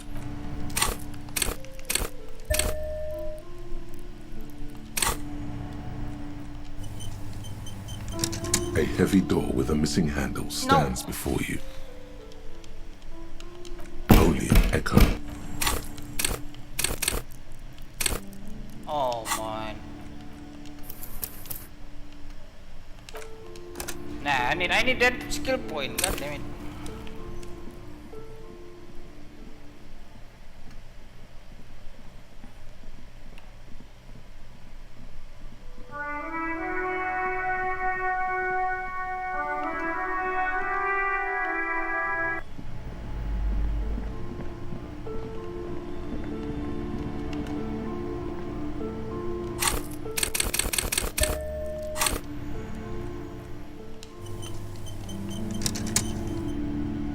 A heavy door with a missing handle stands before you, covered in dozens, if not hundreds, of little oddly shaped trinkets and charms. It appears to be locked. You smash into the wood and see a small crack appear on the door frame. It's going to take one more try to break through to the other side. But you've done it. You're not thinking of trying again, are you?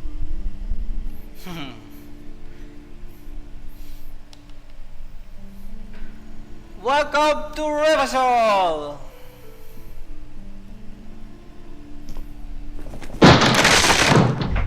Yes. Bent metal, broken glass.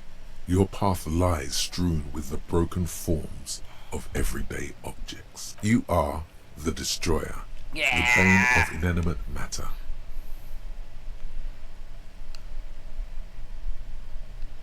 Yeah, gaze upon me, stuff and despair.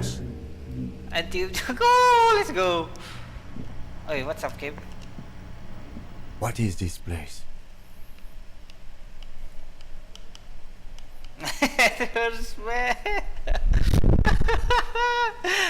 We don't have to explore an abandoned gym, you know?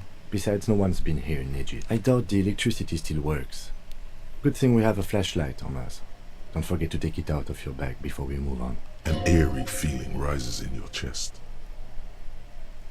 What if there's a reason why no one's been here for ages? Yes, because it's closed. No need to look for supernatural explanations where a banal one will do. Now let's move on, shall we? Oh, okay.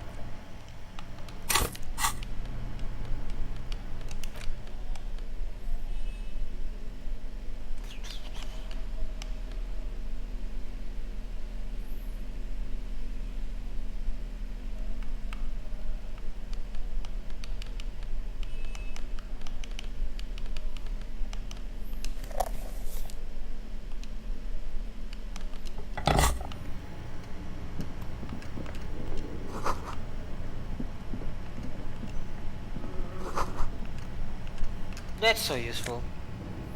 A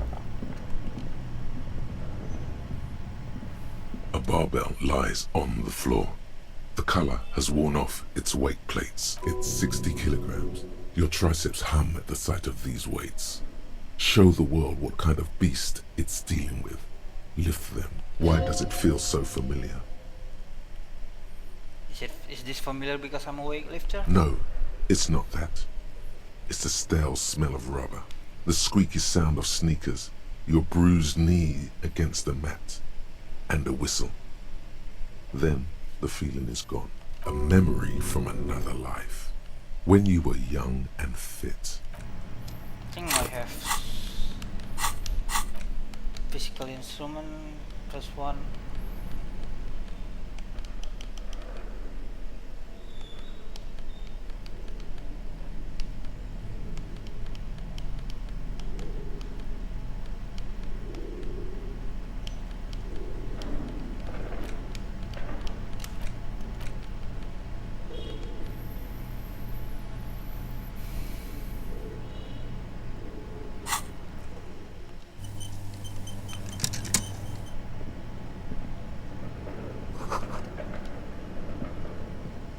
The barbell waits patiently on the floor, like a dog for its master. Fuck.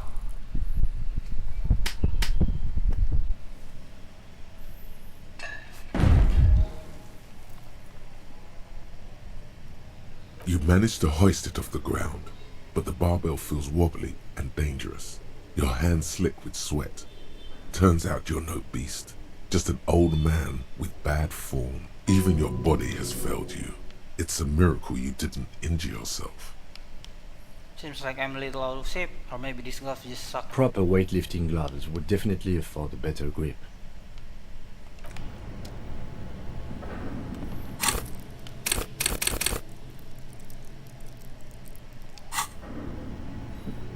Hey, that's it.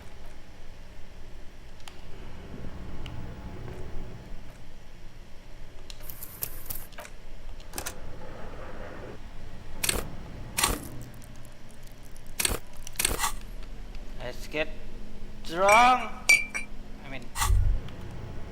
Well, hello. Someone seems to have found himself a bottle of alcohol. Here's where the magic happens. Look at the bottle. What a solid can of mass-produced piss water. well over 10% alcohol in this so-called beer. Pop it open before it gets too warm. Wow, the gods of mass production have made this alcohol container laughably easy to open. A child could have done it. Open the bottle. There's a satisfying pop as the cap comes off, and the hair on your back rises like an army at attention. You've been here before. Welcome back, detective. You're home now. What will be the repercussion if I take that ship? Nothing. Some mental stuff. Nothing to be worried about. Physically, you'll be strong as an ox. A golden sun melts down your throat. Its rays filling your nostrils with sunshine. Your stomach melts from it into a happy, gooey mess. So does your mind. All the bad things are melting. You're you again. A real cop. A real detective.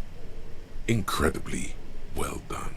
In the bottom right corner of the screen, there's an alcohol button. Alcohol gives +1 to physique skills, physical instrument, half light, electrochemistry, endurance, pain threshold, and shivers. This is good before rolling a white check, but damages your morale. And remember, from the void we came, and to the void we must return.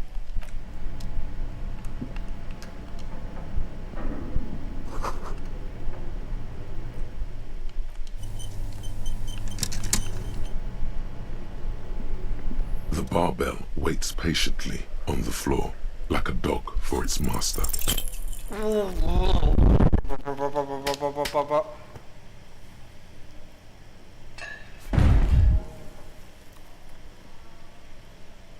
Really? No. I ain't taking that shit. The barbell waits patiently on the floor, like a dog for its master.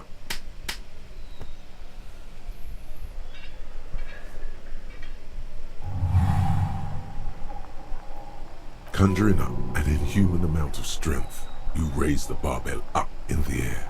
Your biceps tremble, but you're a savage. This is a children's game. I'm a true champion.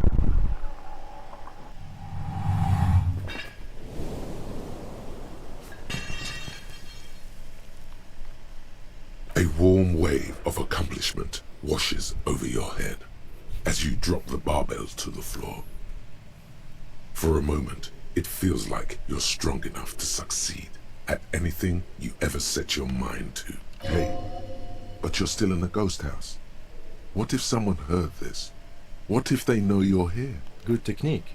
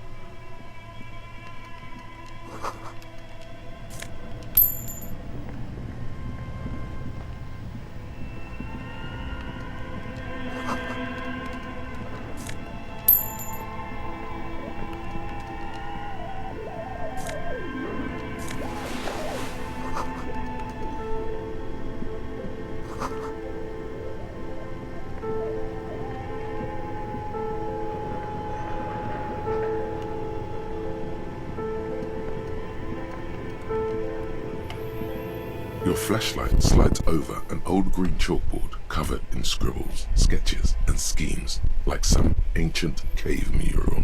Some of the writing has faded with age, but you can still make out sections here and there. Photos and drawings have been pinned to the board.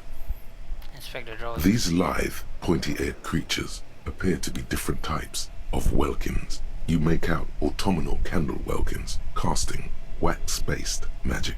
Translucent welkins, with organs shining under their skin, and even ether welkins, hailing from the vast emptiness of sidereal space. Who are all those creatures? Fantasies of a tortured, feverish mind? One of the Welkins, towering among the rest, appears to be different, however.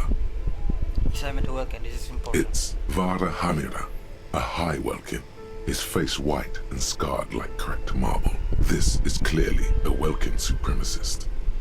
The note says, all non-Welkin races will be purged. The Haldor, the Tworg, the humans, and even headless men, all of them, purged. Imagine a world filled only with Welkin, Green Welkin, Dread Welkin, and the High Welkin to rule them all. An inordinate amount of time has gone into drawing these little Welkin creatures.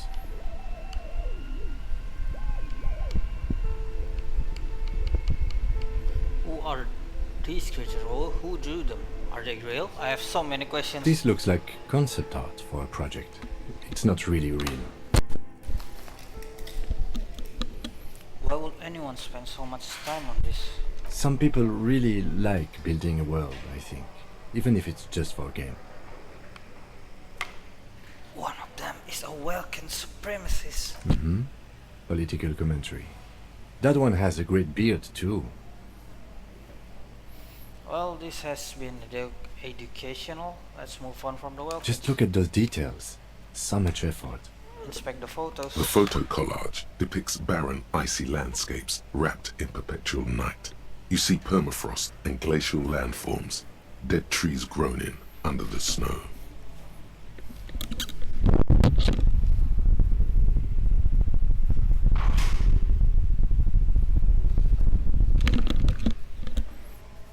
Entire oceans have been frozen from shore to shore. There are pictures of settlements on dried up riverbeds, abandoned in a storm. Animal corpses in the dark, carcasses and bones. Albeit dark and cold, this vision also feels cozy in its own way, like eggnog or morphine, a much needed respite from our own world. A pinned postcard reads, "The heat death scenario, a desperate fight for geothermal energy engulfs the world as Wirral becomes untethered from its sun, drifting through the universe."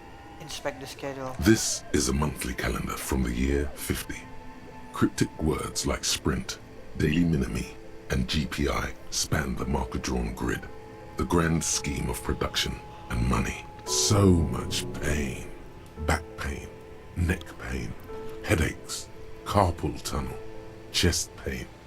No gym membership can make up for working in this manner. Keep reading. What happened? As time goes on, the numbers in the boxes grow rarer and rarer. The board becomes an empty snowfield in the final days. Only failure and regret dwell in this region. Looks like they didn't make it.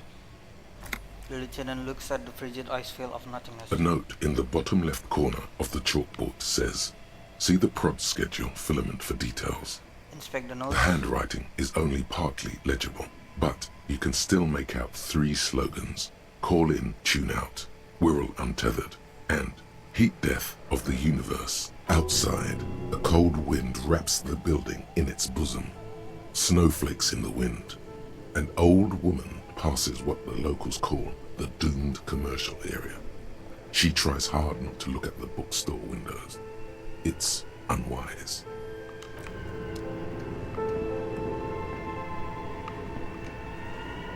This old fireplace is covered in lines drawn in blue and red marker, the mesh spreading over the stone like blood vessels on alabaster skin.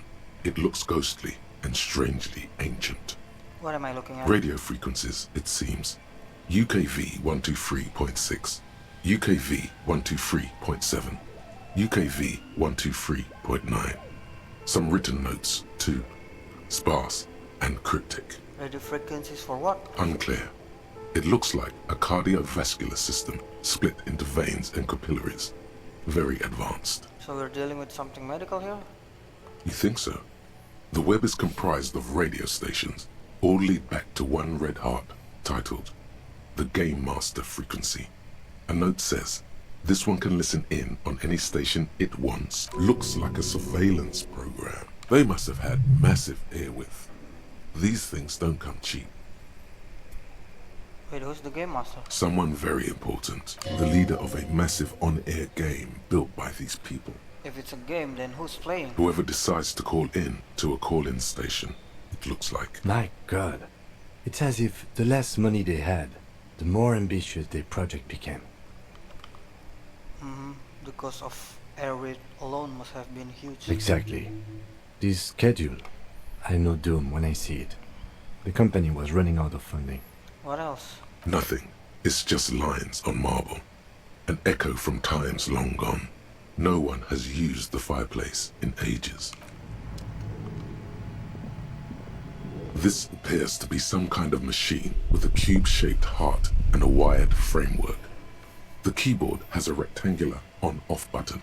A piece of paper still hangs from the printer. A radio computer. Just sitting here without anyone inside.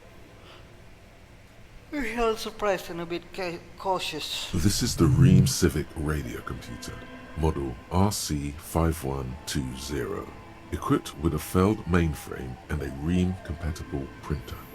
Do you think I should turn it on? We had one of these down at the station, but I never really learned how to use it.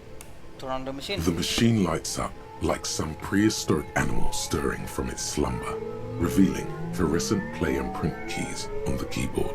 The hatch on the machine's central compartment is wide open. Look inside the compartment. It's empty like a beehive without its brood. Some cables have been left dangling, disconnected. The filament you have would fit perfectly inside the compartment. So inside the production schedule. Like a smooth draw, the filament slides into place. On the keyboard, the play key starts blinking. Press print. Nothing happens. Press play. A bar of fabric right above the keyboard starts producing a soft hum. The sound of static seeps through the machine's planar magnetic driver. Oh no. It was already glowing and now it's also making a sound.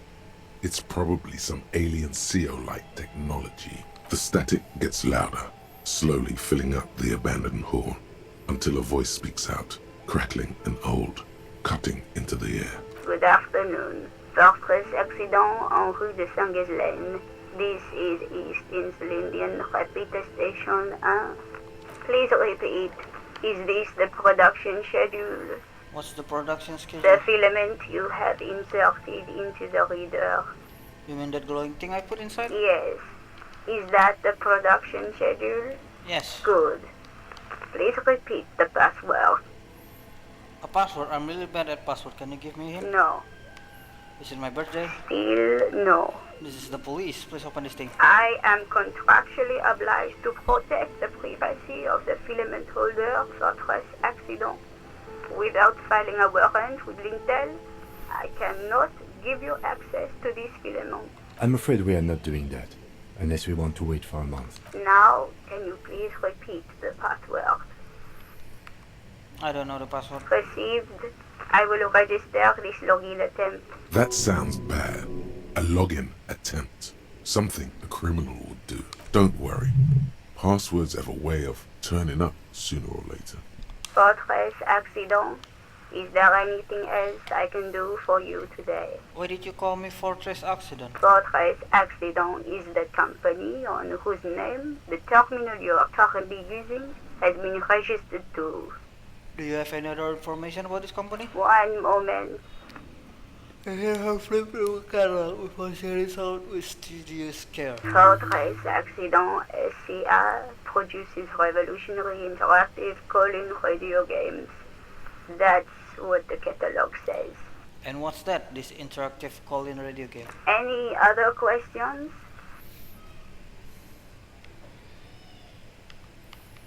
What are you, a machine?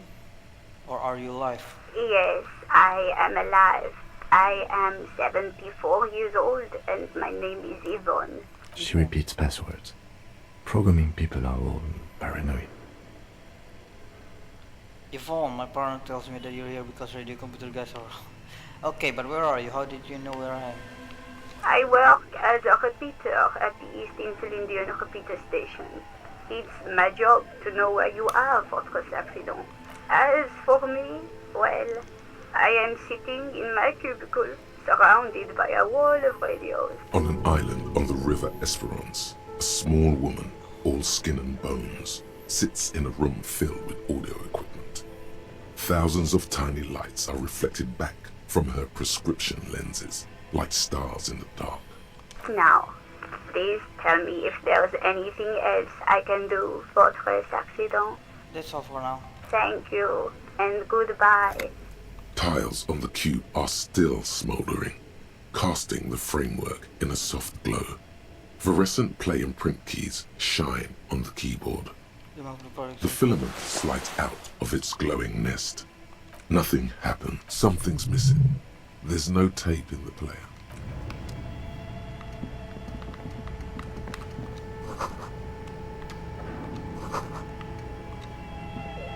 Okay. What do you think is going on with that computer, chalkboard, and fireplace? It just looks like an undercover counterintelligence program. No, that's not it. I think... The lieutenant takes a step back, steepling his hands. Like he's ready to lay out a fine theory, crafted together like a puzzle box. It looks like one of those popular pen and paper role-playing games. Only these people were trying to automate it. Make it work on radio computers. Utter madness, he thinks, as a compliment. How are they planning to do that? Through call-in stations. None of the players have to be physically present. Anyone in the world can participate in the game, as long as they have a two-way radio. Then there's the game master frequency that listens in on the smaller call-in stations. I think that was supposed to coordinate the stories, functioning as a master of ceremonies of sorts. His fascination has swept aside other concerns for the moment. He's a little hooked. Coordinating so many games would take a whole switchboard of people, possibly divided into sub-frequencies. Has anyone ever done this before? Not to my knowledge. They make automated games in Graz, Messina, Königstein. You know, places with industry. But I don't think anyone has attempted to create an interinsulary game before. We just don't have the technology. And this was a role-playing game? Indeed. Those Welkins are a dead giveaway. Role-playing people love that stuff. The world looks like a modified version of the EVRART board game, with hit death thrown in. What do you think happened to the company? No idea. They stopped filling out the schedule on the chalkboard. Wow. Indeed, it's ambitious and untethered from reality, but...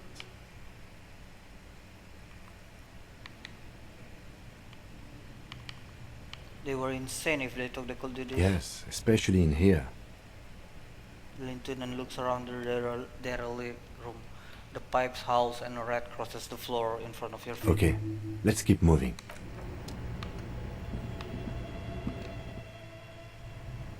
Oh. Hang on.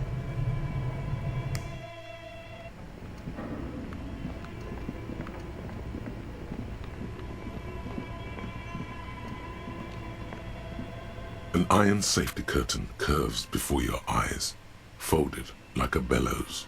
It covers half the room, blocking the way into a colossal industrial chimney. What an odd thing to do. Nothing happens. Still nothing. No one's home. Knock with an order. Those curtains prove to be surprisingly sturdy. Your fist hurts now. Can you please try to refrain from attacking randomly? This is not random, this is significant. I want to see what's on the other side. Why do you think there's something on the other side, necessarily? The lieutenant asks, but you can see it's for our curiosity in his eyes. In any case, there's no way we can get in right now. Let's investigate further.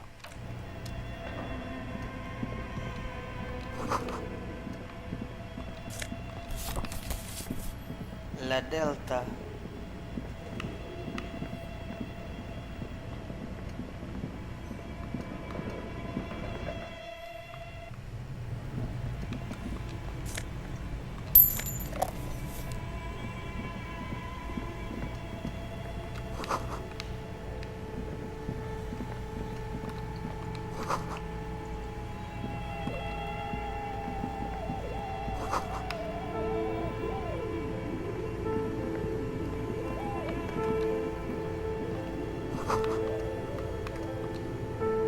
A few bricks have fallen off, revealing a compartment behind the wall.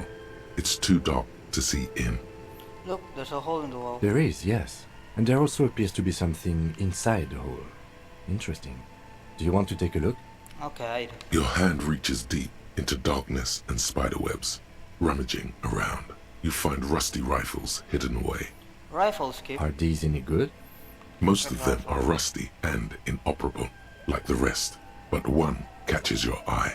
A bolt-action model with a fine wood stock, in better cosmetic order than the others. This one looks nice. That's a rare sight. Seems to no longer be functional, but still a beautiful thing in its own way. Where are we? Seems like an old bunker from the revolutionary period. Look at all those rifles. Must be an old weapons cache. What does this mean? A rifle here? It means there are firearms, albeit inoperable, still lying around in Martinez. It's an interesting coincidence, I would say. Might come in useful in the future. He likes this find.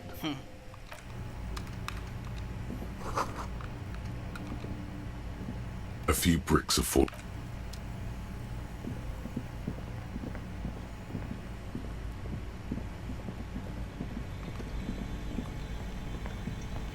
You see a terrifying ice bear with a strange compartment in its belly. The door is covered in frost and the bear's eyes are glowing red. This ice bear is a hyper carnivore. Be careful.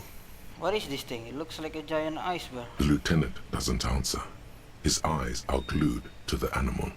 A sharp slice of light shines out from its mysterious belly door.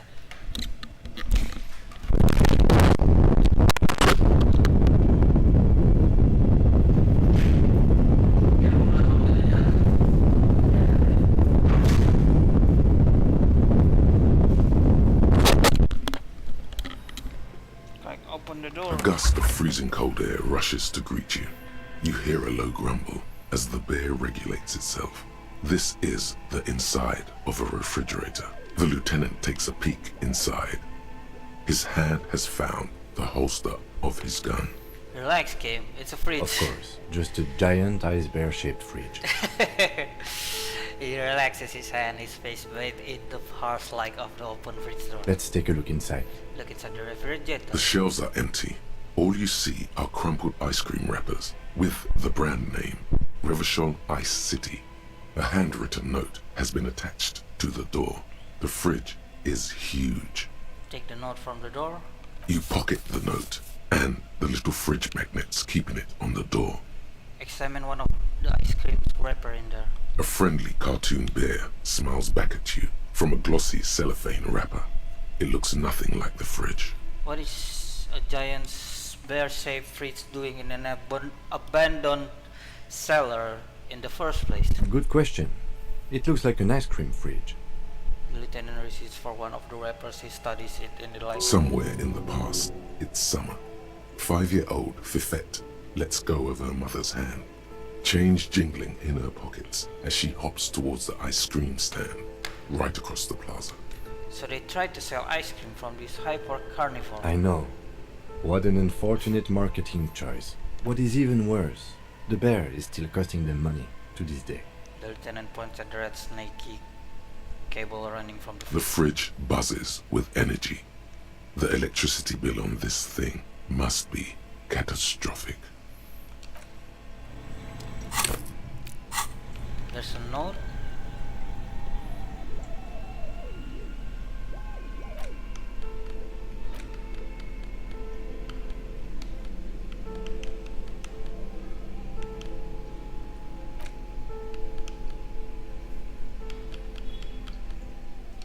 The note is written with a blue pencil on a piece of lined office paper.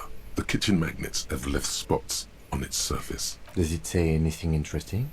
The lieutenant leans closer to read the crumpled note over his shoulder. This is tangential at best, but the lieutenant's detective instinct is still active. Read the note. Someone has scribbled, S. I can't believe the off-site copy is still here.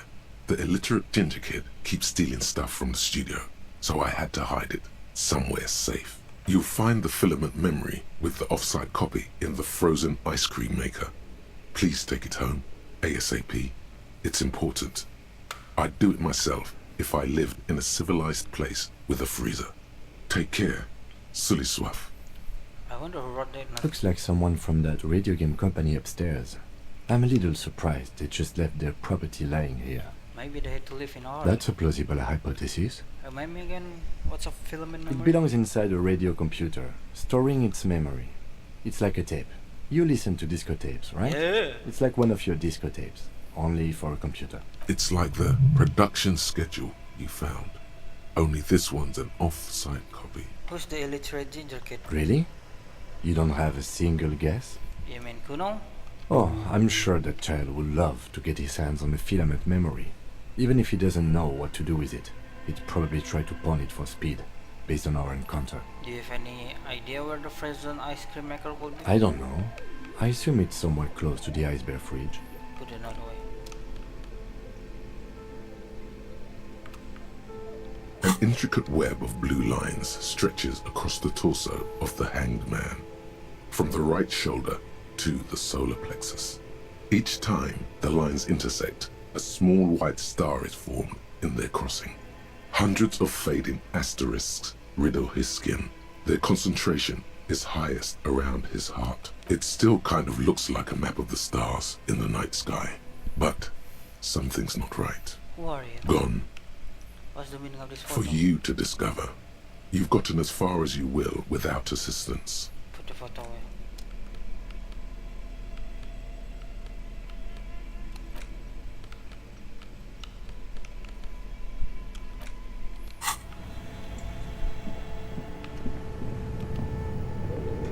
A thick layer of coal dust covers the furnace, coloring it pitch black. Looks like this furnace has a face, and it's a face of agony. Kim, what is this thing? Is it a furnace? Looks like it. Looks like an old central furnace used to heat the building. It's connected to the chimney. He opens the door and gingerly picks it. No one has used it in ages. No signs of any recent fire. Only dead rats. Look inside the furnace. It's dark and grimy here. In the darkness you can hear chatter. It's coming from above. A voice or several voices talking to each other. Near the smoke chamber, upstairs. What are you doing? I'm not sure, Kim, but I think I can hear someone talking upstairs. I'm hallucinating. Wait, really? Take your head out of the chimney, please. It's not safe. It feels safe to know that the lieutenant's got your back, now and always. Smear your hands with coal. A lush layer of coal now covers your skin, sinking into the wrinkles. Your hands look ancient. Maybe you could paint something with this coal. Leave a cave painting for future archaeologists. No, that would be stupid. Still, it's good to have this dirt on you. Real men wear coal for makeup. Kick it with your A hollow ring echoes through the furnace. Your toe hurts. Looks like it. No one has used it in ages. What are you doing? Wait, really? Maybe it's coming from behind those safety curtains we saw upstairs. We should ask the lady in the bookstore what's going on with these curtains. A thick layer of coal dust covers the furnace. Really? Can I kick it again? A thick layer of a hollow ring echoes through the furnace. Your toe hurts. I'm gonna die. Never mind.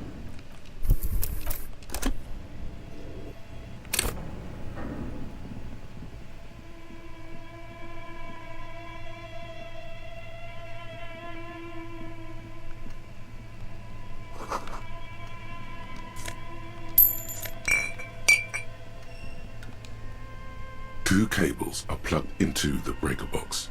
The red one leads to the ice bear fridge, and the black one to the ice cream maker nearby. Something close to you. Why did you do that? It's black, and it's not like it's the red one. Because it's black, the color of him is silver. The lieutenant raises his brows, but doesn't say anything. The electric distribution board now has one cable missing.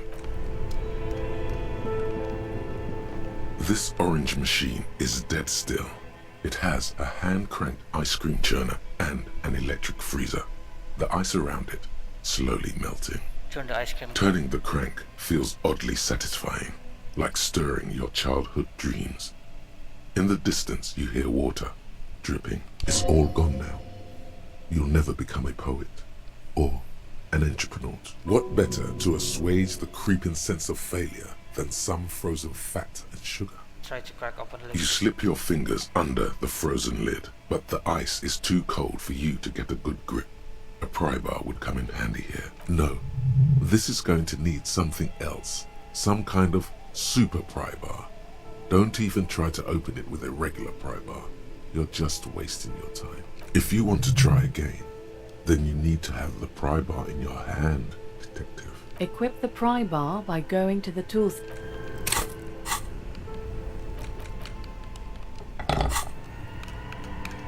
This orange machine is dead still. It has a hand-cranked ice cream. Yep.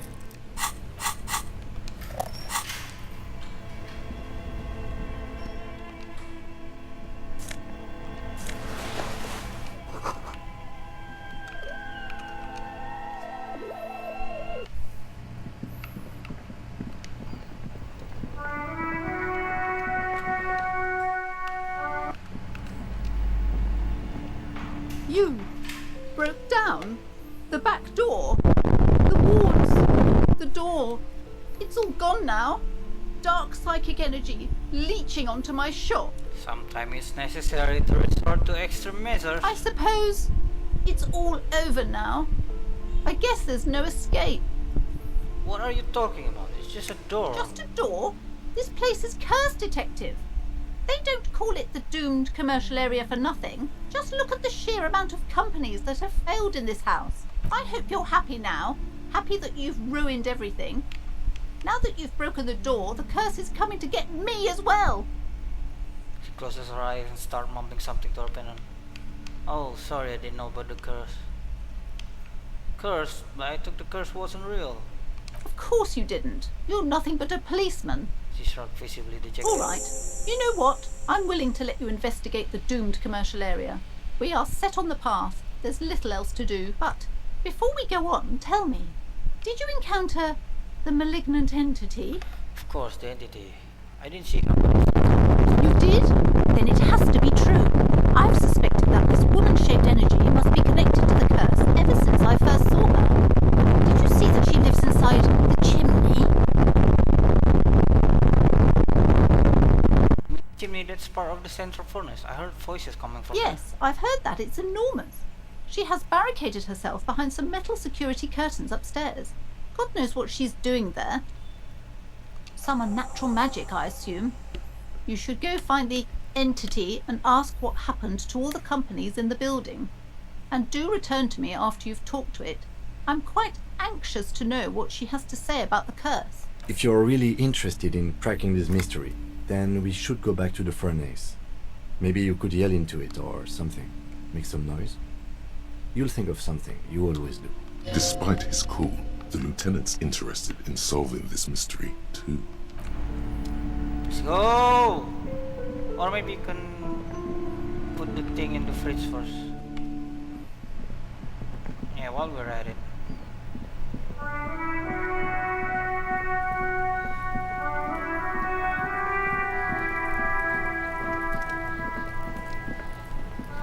The man is decomposing. The lieutenant adjusts his glasses. Shoot, Looney Rooney. Come back later, Corporal. Amuse yourself with my frank manners and my memento mori features. Search the body one more If time. possible, also Sorry. see me. You run your hands over the victim's cold body, his limbs, his torso with its swollen organs. Maybe you should be more thorough. Look in his pants again. The genitals in his breeches continue to be unnoteworthy. You see the penis of a dead man. If you've seen it once, you've already got the picture. There is no need. We have been thorough with the genital. Do you think we missed something? You can't shake the feeling that there are more secrets concealed in the flesh before you. Yes, there's something we're not seeing. Okay, well, we are in livor mortis here. He is disintegrating. We need to refrigerate the body if we want to conduct another examination, and we need to do it fast. Can he just hang out here for a while longer? If you want for this task to slowly become impossible, then yes. Otherwise, No. He's been hanging out far too long already. We need to ice him. Okay, where do we find a fridge for the body? Hey, wasn't there a giant ice bear sarcophagus below that building? Why, yes, there was. It was massive. Red eyes glowing in the dark. An absolutely colossal fridge still plugged in, literally in the shape of an ice bear. Yes. Now, I've rarely been disappointed by the size of a giant ice bear fridge. But I think we should still take a look at it first. Make sure it's big enough before we carry him over. Let's move. With every hour, whatever we are looking for in the deceased will become harder to find.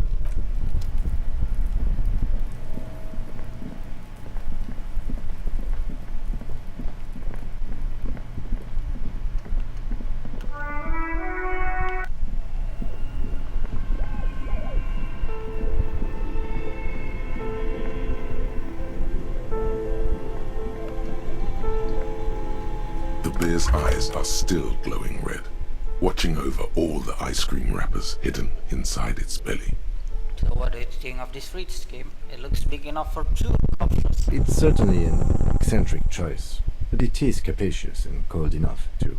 But the optics on this are awful, he thinks. We need to be as silent as we can. Shall we go and get the body, then? I'll take the head, you take the feet. The stairs won't be easy, but we'll manage. The 2 of you. Easily. Okay, let's do this. The body is heavier than and stinkier. It takes half an hour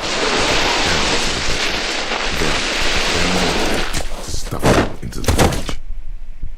The lieutenant takes a step back to admire your handiwork. Beautiful. A dead body in an ice bear fridge. This is some of the best police work I've ever done. You've definitely earned a drink after this. Perhaps even some pagan rites. Yes, we need to celebrate with pagan rites. Let's bring out the meat and set it on fire. I knew you would say that. I knew this would lead to drinking. No, no more. This is paganistic enough, and it does not leave this room. I think this is a glorious achievement and people need to hear about it. No, they do not. They need to hear about our uneventful, boring, downright conservative murder investigation. At least we've stopped the body from decomposing further. Now you can conduct another inspection under controlled circumstances. Inside the icy realm of the ice bear fridge, the corpse stands slumped, waiting. Tell me something. Shoot, Looney Rooney. How do you like it in the fridge? I like it a lot, brother. This really is your finest hour. You're a genius.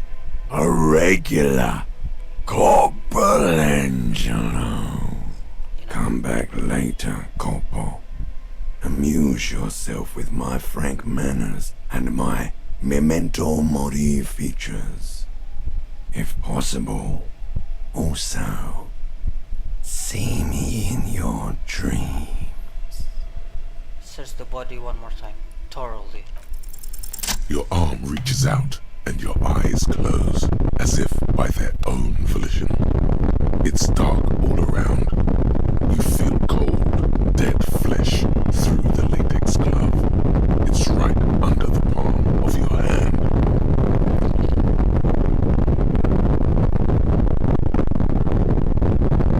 His face, his cheeks, his nose, his fat, swollen lips. Like a rubber spider, your gloved hand crawls on his features. Everything is silent, all around. They are swollen shut. You need to really push to get in. Only the little one fits. The flesh changes shape as you bore in, searching for something in the cartilage. The thing you're looking for, it's not there. Crawl out, spider. Put your feet. You pick it between your fingers. The mass is even larger than your nose. Very porous somehow. Like it's about to pop. Keep crawling, lest you break it. Put your fingers in his mouth.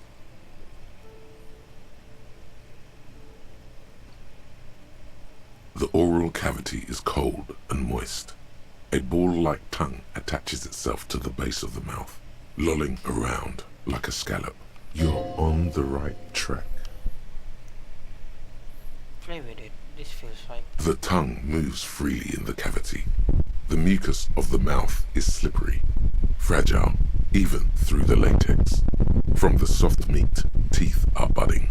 Hard pearls of bone in the gums and in the back of the mouth. Can you feel it? You're so close. Rip his jaws open now. Look in. Open your eyes and look. A vision of black and dark red death, pried open by your hands and studded with teeth. Looks like he's laughing. Death fumes rising from his throat. And there, in the back of his mouth, above the bell of the uvula, right in the soft palate, you see a hole, barely visible to the human eye.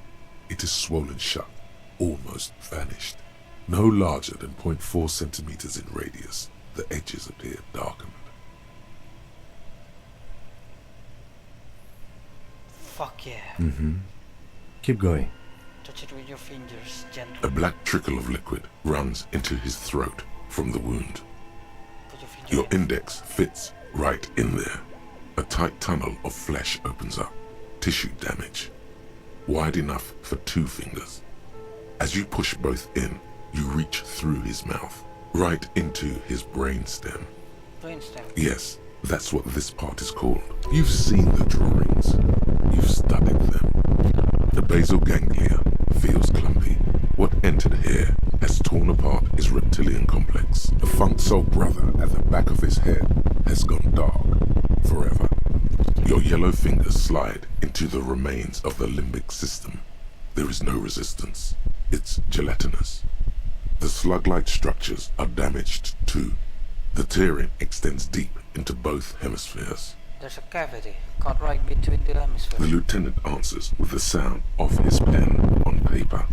Your fingers are all the way in now, reaching toward the inside of his skull. The cavity goes further, but the entry wound isn't wide enough for the rest of your hand to follow. All the muscles in your body harden. Time to enter him. Your fingers reach toward his skull. His cerebral cortex feels like jelly. Cold jelly. Strange fluid streams down your wrist as you push deeper until you feel it on the tip of your finger. Ice cold serrated metal. Its edges cut right through the latex and into your finger. The pain is barely noticeable under the adrenaline rush. I feel a solid object right under the skull. Can you get to it? Inspect the skull There's first. a tiny crack, a protrusion in the cranium, right in the back of his head. Your finger must be pointing straight at it, from the inside. We have the makings of a very small exit wound here.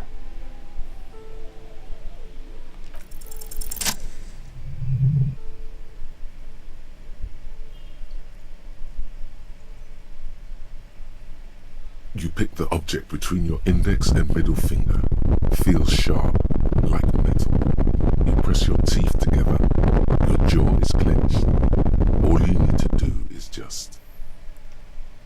Good. The inside of the head feels cold and smooth, like a glove. Sweat dripping down your brow. Careful not to lose the prize between your fingers. With a plop, your hand emerges from the mouth.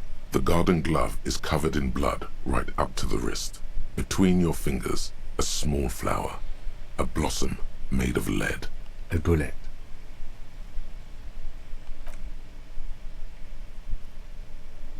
The bullet falls in the bag, leaving a smattering of blood on the plastic. He raises the bag under his eyes and says, A non-caliber rifle. Some kind of brittle alloy. Fractured on impact. Keep it, Lieutenant, as a gift. No, you deserve it. We can log it later. We need to add an item to the injury list. Injury number 4. Oval entry wound with an abrasion color. Soft palate, back of mouth. High velocity. Temporary cavity in brain tissue. Small exit wound on the occiput. How does that sound? Sounds like heaven. Opinion, fatal injury. God damn right. And one last thing. We can now fill in injury number 3. Ligament mark. Opinion non-fatal. Post-mortem. Treatment. He's proposing the bullet was the real cause of death, and the hanging an attempt to conceal this fact. So good, man. So good.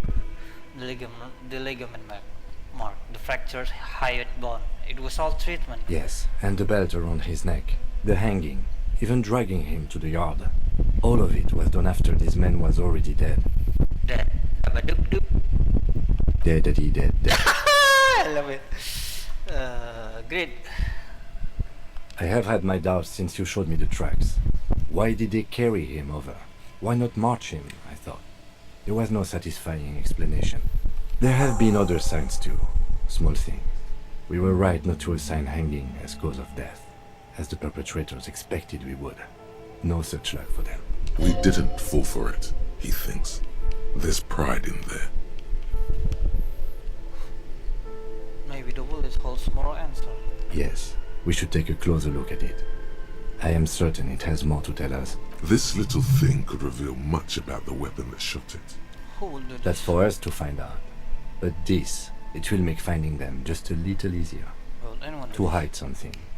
The real killer? The real motivation? What really happened here? Anything I need to ask myself. Oh, you really do. I am glad to hear you say that. Your room in the Whirling in Rags should come with a bathroom. Be sure to make use of it in the evening. What happens next? We bag the corpse and carry him to the holding pen of my kinema. I can transport him to processing myself, but I will be gone for the rest of the day. You'll be gone? What shall I do in the meantime? Work on the case. Tend to personal matters. Try not to do anything too dangerous. An officer needs backup in a neighborhood like this. I'll leave that choice to you. And one more thing. Great work, detective. After you bag the corpse, Lieutenant Kitsuragi will leave the party until tomorrow morning. You can do side tasks, and even the main case, but it might be more difficult. Plan his exit accordingly. Close the door. We just been chilling. A thick layer of coal dust covers the furnace, coloring it pitch black. You muster all your strength and yell.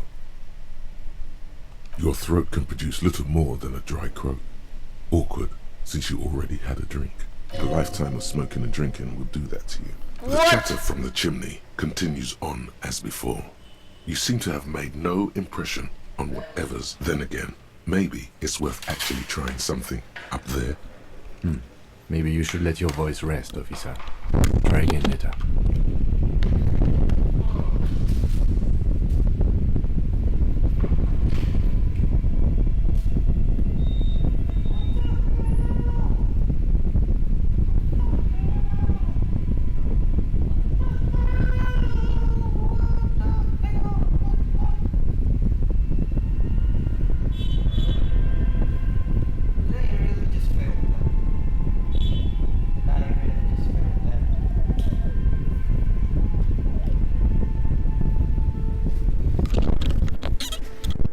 Did I seriously just fail that?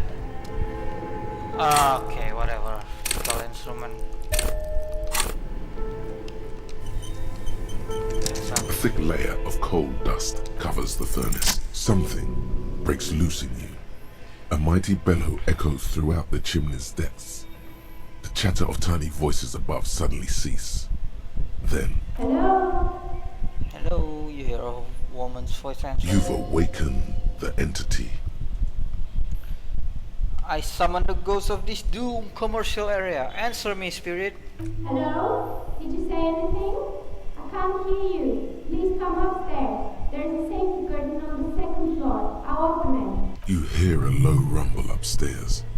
The sound of a curtain being pulled aside. After you, officer. Okay, that's...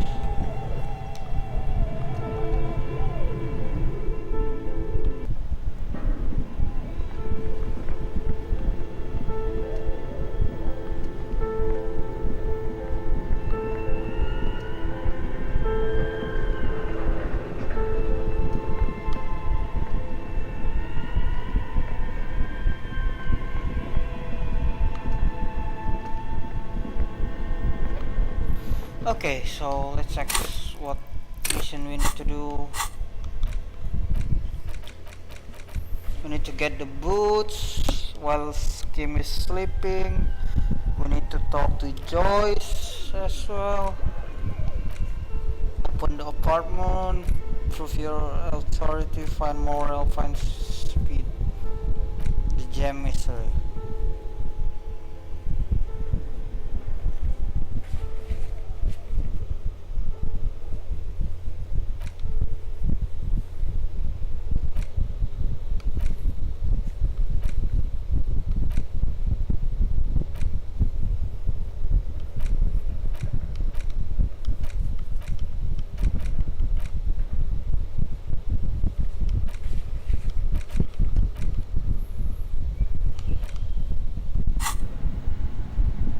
Alright, I want to investigate Joyce first. Not talk to Joyce. So there's 3. It's gotta be the dude.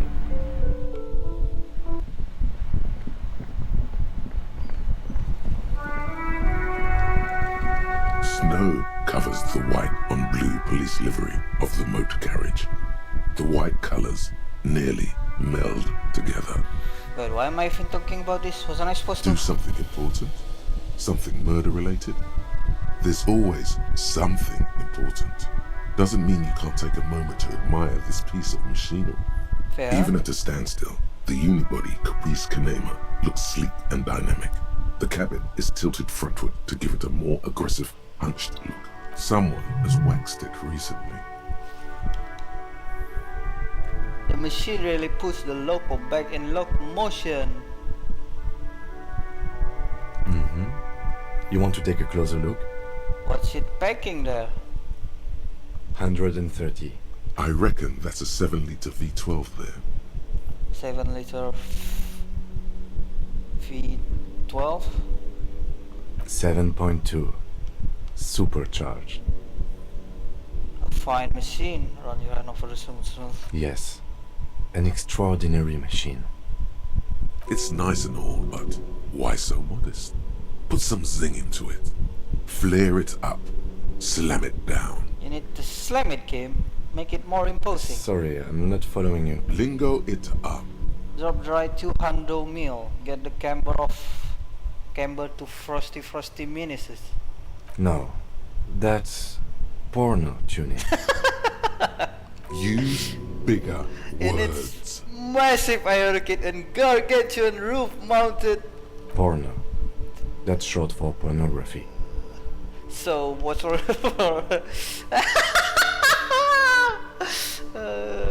Pornography is something completely different, Kim. That's a negative on the porno.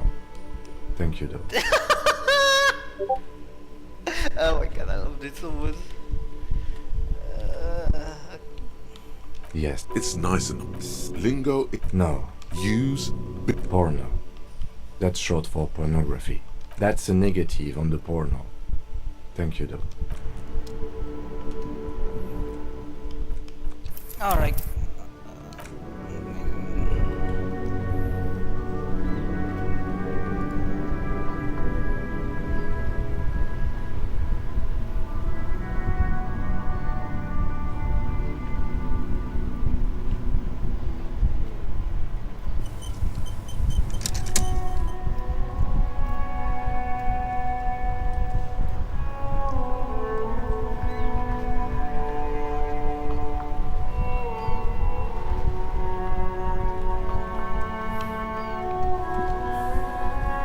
Still here.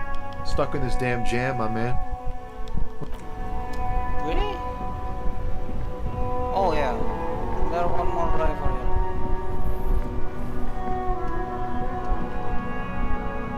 here. You see a Samaran street vendor surrounded by a motley assemblage of goods. When he realizes you're looking at him, his face breaks into a wide, welcoming grin. The name Sileng is embroidered over his breast pocket. Happy shopping, officer! Everything's cool here. What's up, Everything's cool. The goods are cool, the customers are cool, the place is cool. And one more thing, officer. From out on the bay, a cool wind gathers. It sweeps into the city, tugging at the textiles hanging around the stand. Some distance away, the sound of a tin can clattering across the street can be heard. You're very cool. Bang, bang, bang, bang!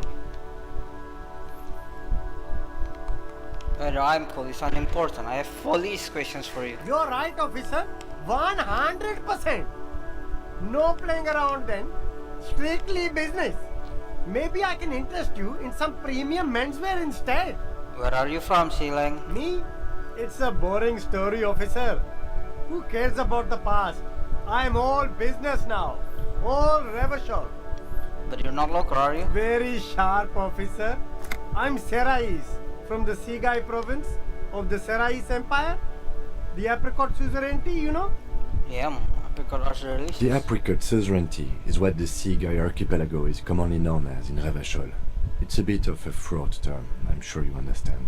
No, apricots come from Sigai. My grandma used to grow them. But Sigai is a shithole. That's why I came to Revachol. Here's much better for an independent entrepreneur.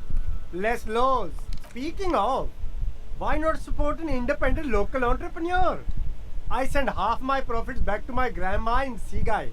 So, Silang, what's your stance on drugs? Drugs? I don't go in for that, officer. Drugs ruin lives. Unless you're into drugs, of course. In which case, drugs are excellent. Mwah! Tasty, tasty drugs. I actually don't like drugs. That's very cool. I don't like drugs either. I only said I do because I didn't want to sound lame. Peer pressure. We're looking for a lorry driver who is transporting drugs out of the harbor. He or she is in this traffic jam. That's even cooler. You investigating narcotics crimes like that? But I am not a lorry driver. I'm just a street vendor. I don't know anything about that. But you are a lorry man. Another driver has identified you and your lorry. Who said that? It's the fat racist, right? I bet it's him. He has an agenda against me because I'm an immigrant who works harder than he does. He's a hater. So you admit you're a lorry driver? No, I just said I work harder and he's an asshole. Realizing he can't get out of it. Smart man. Okay, maybe I'm a lorry driver too. A little. But that's not the most important thing about me. That's my day job. This is my dream. So you forgot to tell me. Exactly. It's such a small part of my life. It's in the rear view mirror now. I'm climbing out of that hole with ingenuity. Stop squirming. What do you know about the drug operation at the harbor? Nothing. I told you. I'm not a dumb guy. I don't get involved with that crowd. And what crowd is that? Crowd? You know, the drug crowd? There's more here. He's afraid of this crowd. Whoever they are. More than he is of the racist lorry man. Who are you afraid of, Silang? Look. There's bad people doing bad things here. That's all I know. Please don't get me into this mess. I've spent 15 years working my way up. If you don't want to get into this mess, you have to give us a reason to move on. It's a she, okay? The other drivers call her the lady driver. You're better off staying away from her. The way they talk about her, she's no lady. Interesting. Could this driver be connected to the Hardy Boys? Who are these other drivers who talk? All of them. I don't know. I told you all I know. Are we cool now? I really want us to be cool now. Who exactly is talking about this lady driver of yours? The racist or the other one with the tattoos? All of them. Even the ones who've left. I don't hang out with them. I don't remember who has tattoos. Could she be associated with the Hardy Boys? I don't know. I'm not local. I don't know anything about that. Is the lady driver the old woman back there? Point to the pale driver. Days out strange? I don't know. Maybe. If she is, I haven't gone near her. I don't get involved. I told you. It could be. She was strange. Okay, we're All coming. right, I scored. Let's cap this off with a purchase. You can walk away from here with funky sunglasses, detective. Both of you. You deserve it.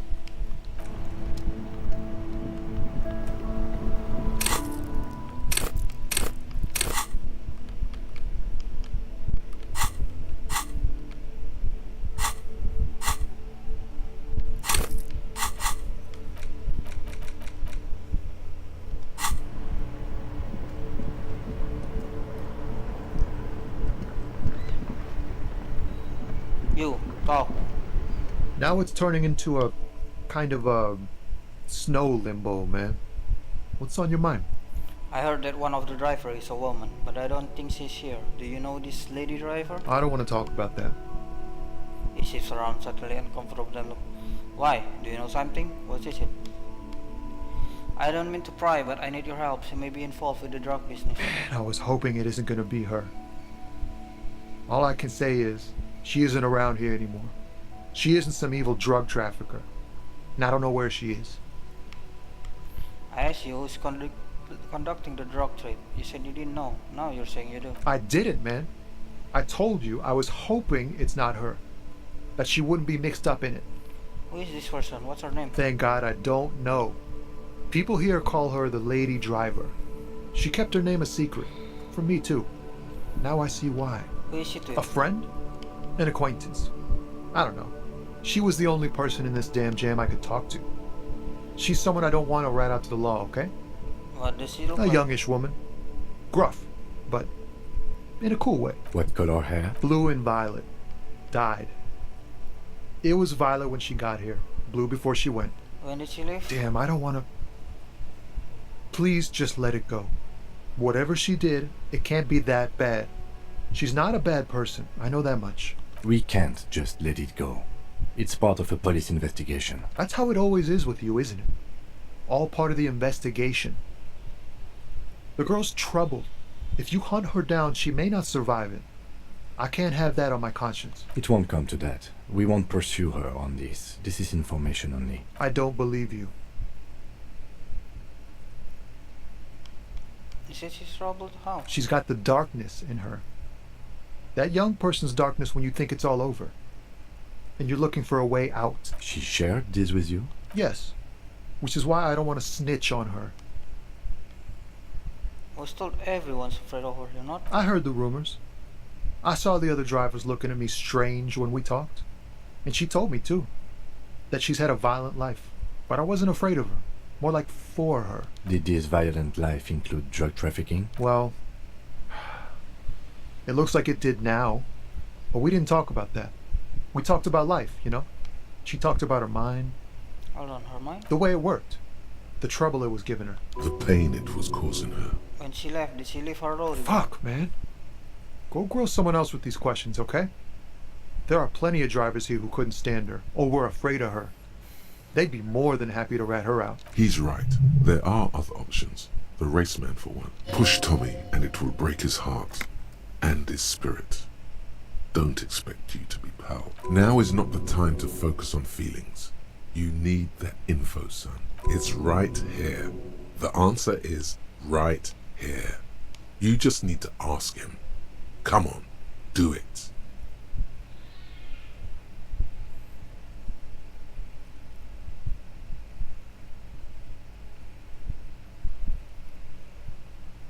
Put yourself in my shoes. I need this for another investigation too. It's important. I can blow You're it. not gonna put a bullet in your head if you blow it, are you?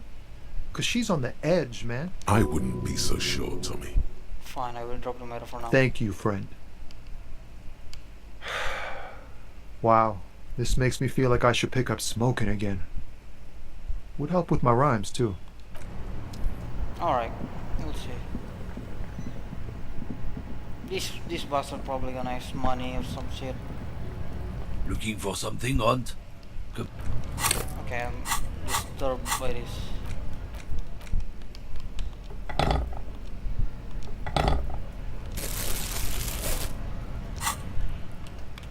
Looking for something, Hunt? Come to tell me to fuck off again? I know you've been giving me the runaround. Face up, where's the lady driver? I don't know what you're talking about. First, you know Ceiling did do it. He did something. He stole his employer's goods and another lorryman's job. You should be thankful for the tip.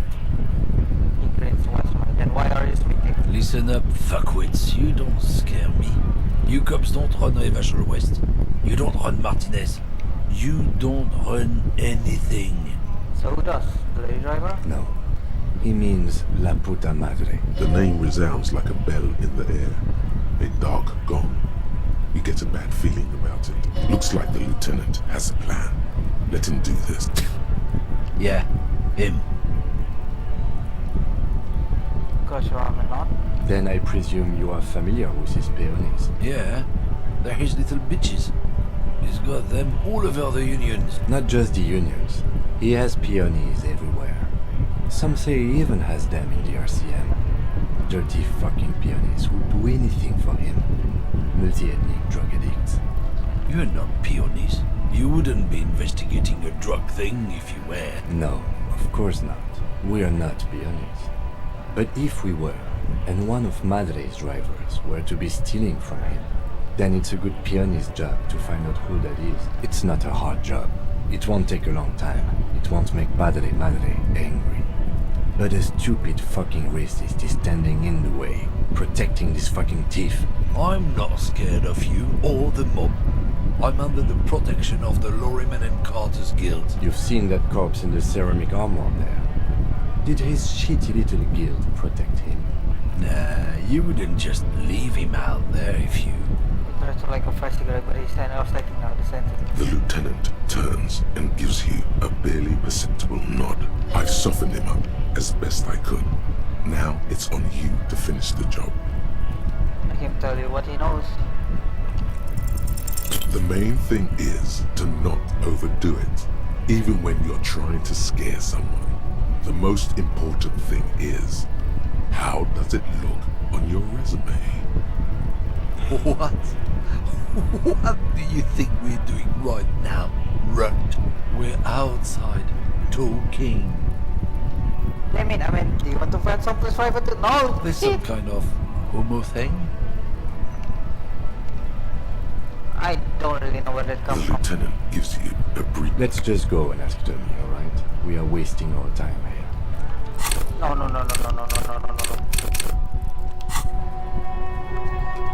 Looking for something, Hunt? Come to...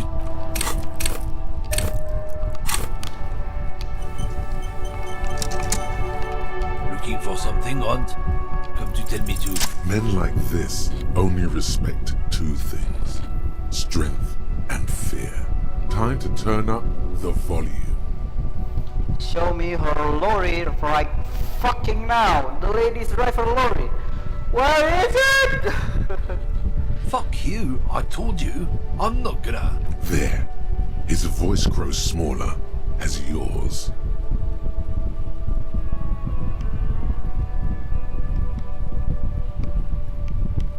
I'm gonna fuck you for the rest of my life. I've been to your fucking lorry. I know where it is. But I'm gonna burn it down, you hear Look, me? fuck you, man. It's some lorry down there. Green, banged up thing. I don't fucking know who she is. When did she go away? I don't know. I don't even know her name. She just rolls with the fleet and acts like a big shot. Some dyke, probably. I haven't even seen her for days. Where exactly is her road? Past the monument. Down there. The Green Temple. Now, leave me the fuck alone, okay? A small temple by the monument. Green. Let's get into that lorry.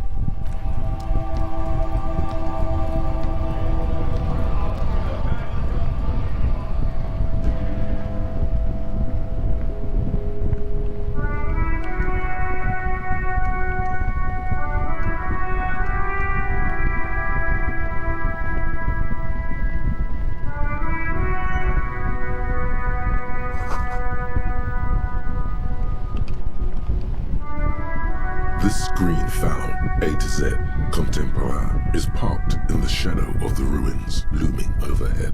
It's seen better days. This must be the one he told us about. Unless he was lying. Try to peek in the window. The glass on the side windows is tinted and covered with dust.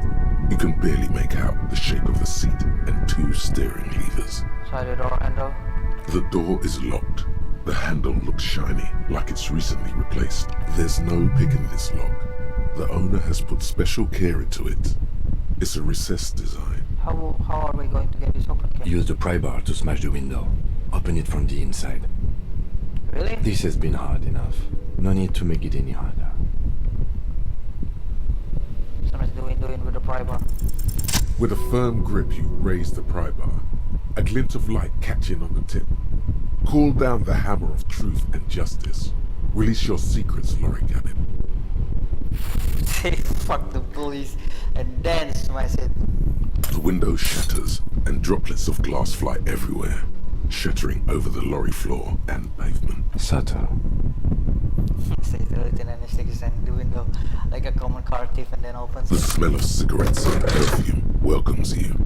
The cabin inside is plastered with old movie posters. Actresses smile from the walls. There's a radio transmitter in the front and a toolbox tucked under the driver's seat. Some tools lie scattered near the pedals. Admire the posters. These are movie posters featuring starlets from long-forgotten films from the 20s, the teens, even the 90s of the last century. One of them particularly catches your eye. A centerfold of an ingenue attached right above the back seat. Study the centerfold. The actress is draped in a sheath dress, one of her shoulders bared. The faded remains of an autograph run across the poster. She's looking past the camera.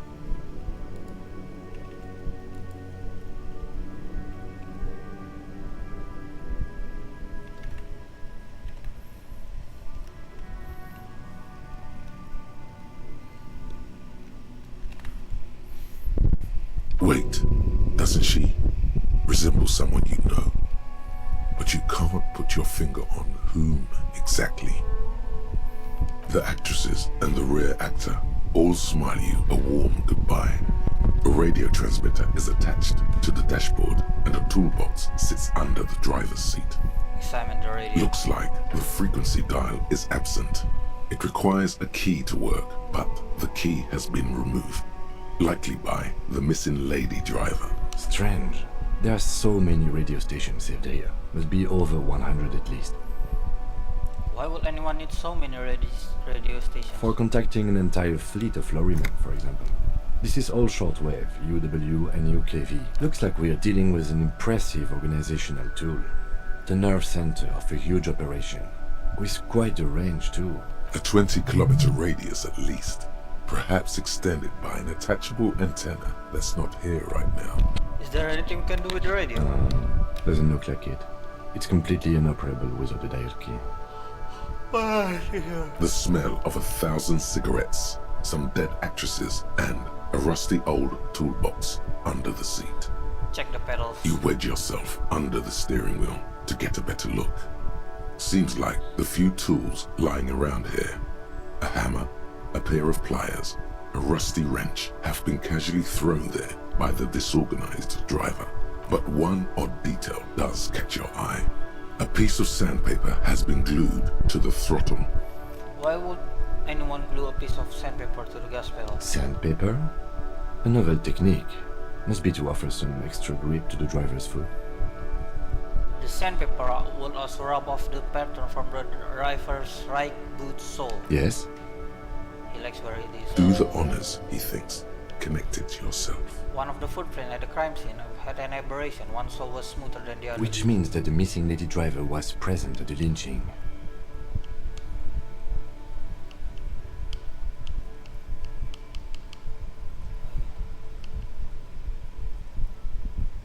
First the drug smuggling. Nowadays, how deep does this rabbit hole go? Now we know for certain who is the missing 8th person at the lynching. Do you think that Hardy and his boys could also be involved in the drug operation? Not necessarily. The lady driver could have kept the drug trade a secret. You're right. But we should still go and see what Titus has got to say on the matter. Are we finished with the lorry? The movie stars are still smiling from the walls. The radio transmitter sits on the center console and a faint smell of perfume is in the air. A metallic drawer slides out from the seat. It's empty, except for a folded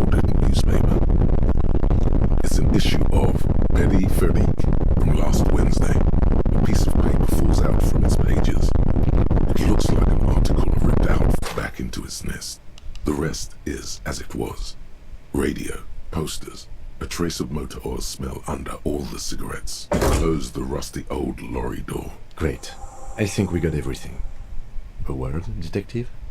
Before we return to Joyce? Alright, we've finished here. Let's quickly debrief and go over what we found, so we don't do it in front of the company rep. Seems like something police will do. What do you think of all this, Kim? Honestly, I'm quite worried by what we've seen so far. The evidence seems to point to a rather extensive and well-organized operation. I'm especially intrigued by that radio transmitter, particularly the sheer number of stations it can connect. Looks like this alleged drug trade casts a wide net. I'm not sure what the ULAN frequencies are all about, but they may hold some significance. Perhaps it's a better way to connect between fleets while avoiding frequency bleed, or maybe it's used to tap into RCM networks. Listening in on your calls between you and your station. A worrying prospect. And last but not least, it looks like the Hardy Boys knew this driver, as we know that she was present at the lynching. This may be the Union connection we've been searching for. The probe and the case converged, he thinks. This was quite the find. So it turns out this is connected to the Union. Like Joyce told us, yes, logistically. But don't expect to bust this open during our stay here. At best, this is an angle we can use against them, to other ends, as extra ammunition. What about the movie poster? How did they factor into all this? As elegant as they are, I don't think they are relevant to the drug trade. Don't be fooled. Desire always plays a role. A lot of women there, especially for a lady driver's cabin. Yes, well... It doesn't say more. Unimportant. Will the RCM open an investigation into this? We should return to the murder case. See what Joyce tells us about the lynching. When we are done for the day, I call my station and suggest our narcotics department look into it. There are more than enough grounds to start an official investigation, sometime later when we are done here. We do not want to get caught in that. Stops the thing. What are you thinking? The fact that one hasn't started already gives me pause. An investigation, I mean. Especially if the Madrid grouping is involved, and I can't imagine they aren't. It's certainly worrisome. Corruption? All the same, I don't like the idea of internal affairs descending on the matter. That won't help anyone either. Okay, debrief over? Debrief over. After you. Cool! Finally got this quest done.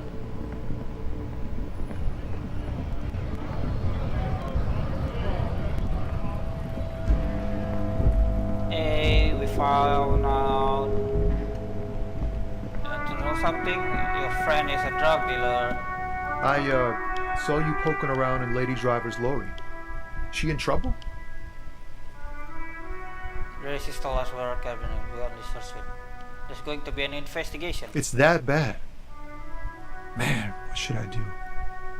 What should I do to help her? No need for...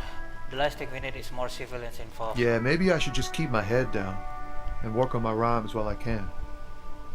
What's the plan with those rhymes anyway? Oh, you know. Tommy Leham's gonna be a musician.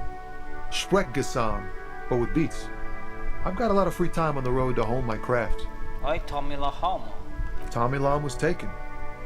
My real name's Jerry Lafitte. Tommy's way better.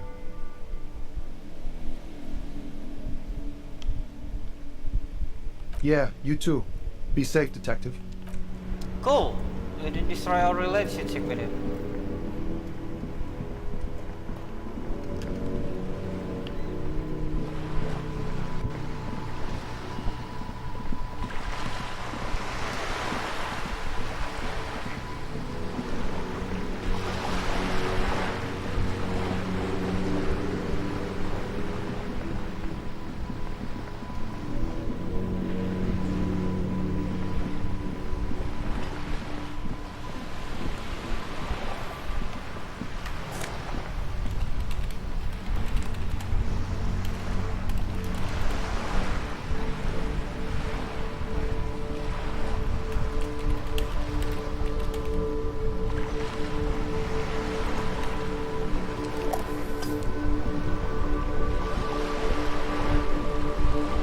You're back. Good. What can I help you with? spoke with the lorryman at the roundabout. Yes, my eyes on the harbour have sent word to that effect. What have you discovered? Wait, where exactly are these eyes located? It doesn't really matter. And I do apologize for the surveillance. Wild Pines can't afford to be blind at a time like this. In any case, it's a relief to know someone has looked into it. If I may ask, will there be an official investigation? I assume you discovered there is an operation. If there is an investigation, it will be part of an ongoing operation, subject to confidentiality. I'm sure you understand. Of course, detectives. In any case, you've held up your end of our arrangement. I trust you with the rest. Now it's my turn. I wouldn't normally break protocol like this, but the situation demands it. If you don't solve this murder, I'm afraid we may have a bloodbath on our hands. The words bloodbath sound cold in her mouth. They taste of iron and strawberries. What was that about a bloodbath? Yes. I'm afraid this strike may descend into a small-scale civil war, with possible consequences for all of Rivershoal West. Since you are sharing, ma'am, this is also the RCM's worst-case scenario. Then we're on the same page, as grim as it may be. I've already heard about a connection between the lynching and the strike, but I need your testimony. I have an indirect role to play, I'm sad to say. My employer experienced a momentary lapse of faith in me.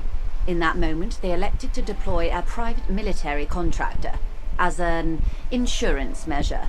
They called it my security detail. A momentary lapse of faith. They were dispatched after I relayed the union's initial offer. Every worker... A member of the board. I tried to convince my employer it was simply a piece of rhetoric, or a joke. They did not appreciate the humor. Do you need a security detail? Absolutely not. These mercenaries are muscle, pure and simple. They are meant to intimidate the Union into surrendering. Who are they, exactly? Crenell, an Oranese military company. As far as I know, 3 arrived in Martinez. They report to me sporadically, but they do not answer to me. To be frank, our relationship is deteriorating. They wear ceramic armor, have semi-automatic weapons, and years of combat experience. They also have trauma and stressor disorder, and no idea how to conduct themselves in an urban civilian environment. So, what happened? The story is, one of them, the Colonel, I don't know his real name, sexually assaulted a local woman while he was drunk and separated from his unit. This allowed some of the more militant Union members to subdue him. He was taken out behind the wagon.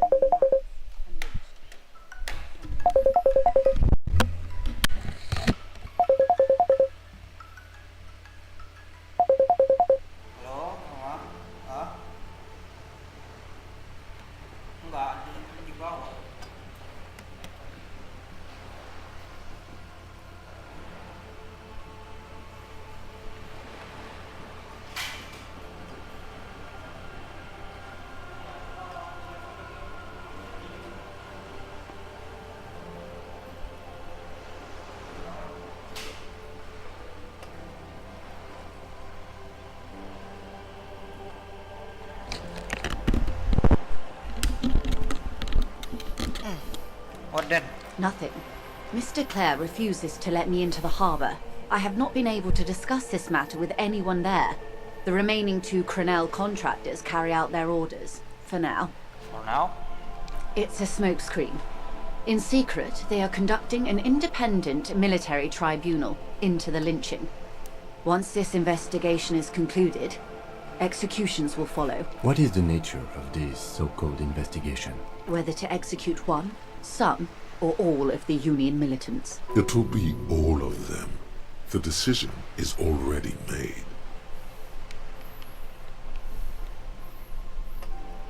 I have to say, this is not disco.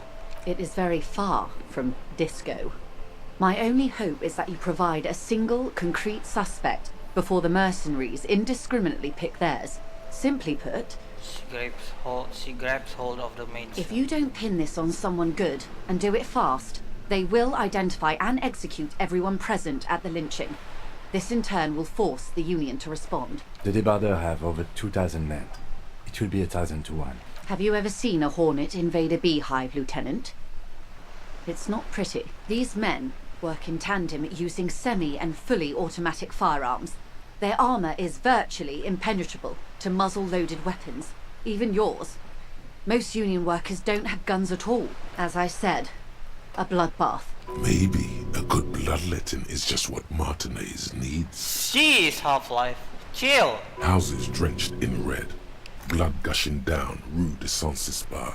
The whole place mopped with a giant red rag.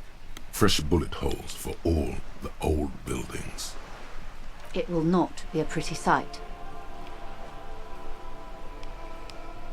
See, Kim, this is that great bloodletting I've been telling you about. It appears you found it, yes. And I'm not happy for you. I can see it happen. Too many things will have to go wrong first. Too many things have already gone wrong. Nameless, badgeless, detective of the citizens' militia. All we can do is keep that which is not from following suit.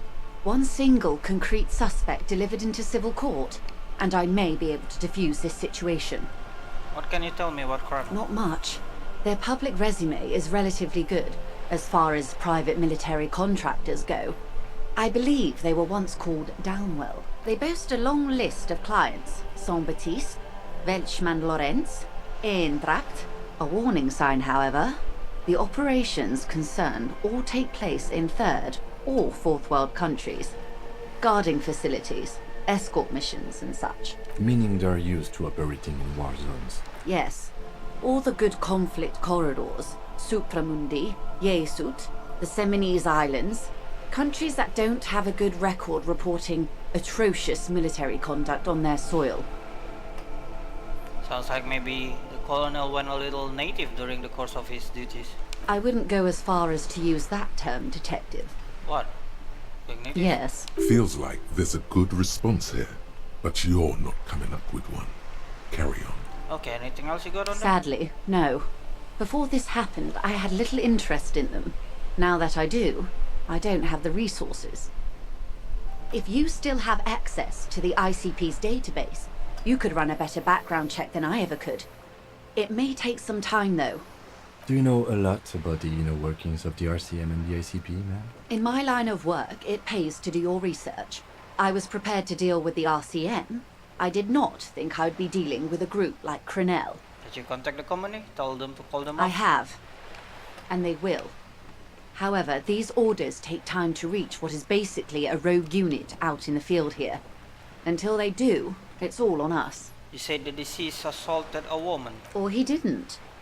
This is information passed on to me from some teenagers loitering around the canal. I cannot testify by it. Who did the passing on then? The remaining contractors. Their tribunal. It's what they believe. What did these teenagers by the canal say? That the man was killed because he assaulted a local woman. I've asked around a bit. This seems to be the accepted story around Martinez. The lieutenant consults his notebook, his eyebrows knitted in concentration. Odd. We haven't heard any reports about an assault in connection with the lynching. Where did it take place? And when? Last Sunday night, at the Whirling in Rags, the hostel by the gates. Supposedly, the colonel was drunk, maybe on narcotics too. Either way, he's alleged to have sexually assaulted a woman. Sometime later, a group of dock workers got their hands on him. And who was this woman? That's a good question, officer. I don't have the slightest idea. As I said, it's a rumor about a rumor. In any case, it's what the colonel's remaining colleagues believe. You meet her soon enough, you feel. This colonel, the one who was hanged, did you know him? If you mean did I see him alive, yes. But I did not know him. His name was... Lely. His service name. A nom de guerre, most likely. He wouldn't divulge his full name. Only one of them did. A bad sign if there ever was one. Tell me about the other first. One is a man. Corty, they call him. A nickname as well. The other a woman. Phyllis DePaul. Corty is the gunner, I believe. DePaul is a radio operator. What would you say was his eye color? The deceased. She closes her eyes, trying to picture the man's face, then shakes her head. I can't remember. There's a pang of regret on to her face. That's all right, man. Anything else? Nationality? What would you say was his age? He was 40 or 50. It's hard to say which. He had a combat injury on his lower jaw. It made it difficult to estimate his age or gauge his facial expressions. Indeed. This matches the dental reconstruction we saw on the body. What else? Nationality? Accent? He was, Occidental, I think. Light brown hair, a mixed accent, Oranese, or Messinian maybe. His injury gave him an accent all his own. In a way, it was humanizing. He had to learn to speak through it, through the injury. That's all I know, I guess. I only met him once. Must be hard to force your face to move in a new fashion. If you continue like this, you'll have an aneurysm. Then you'll have to. Where are the remaining tumors now? They've gone to ground, as it were. I don't recommend seeking them out. For one, they're almost certainly armed to the teeth. They don't have the same respect for the Revachol citizens' militia as I do. To put it bluntly, they think you're vigilantes. Ghetto savages. It will not be a fruitful meeting. You should show those meatheads exactly how savage you really are. We still need to know where they are. You're likely to run into them eventually. When that happens, I'll be in a better position to mediate if I don't appear involved.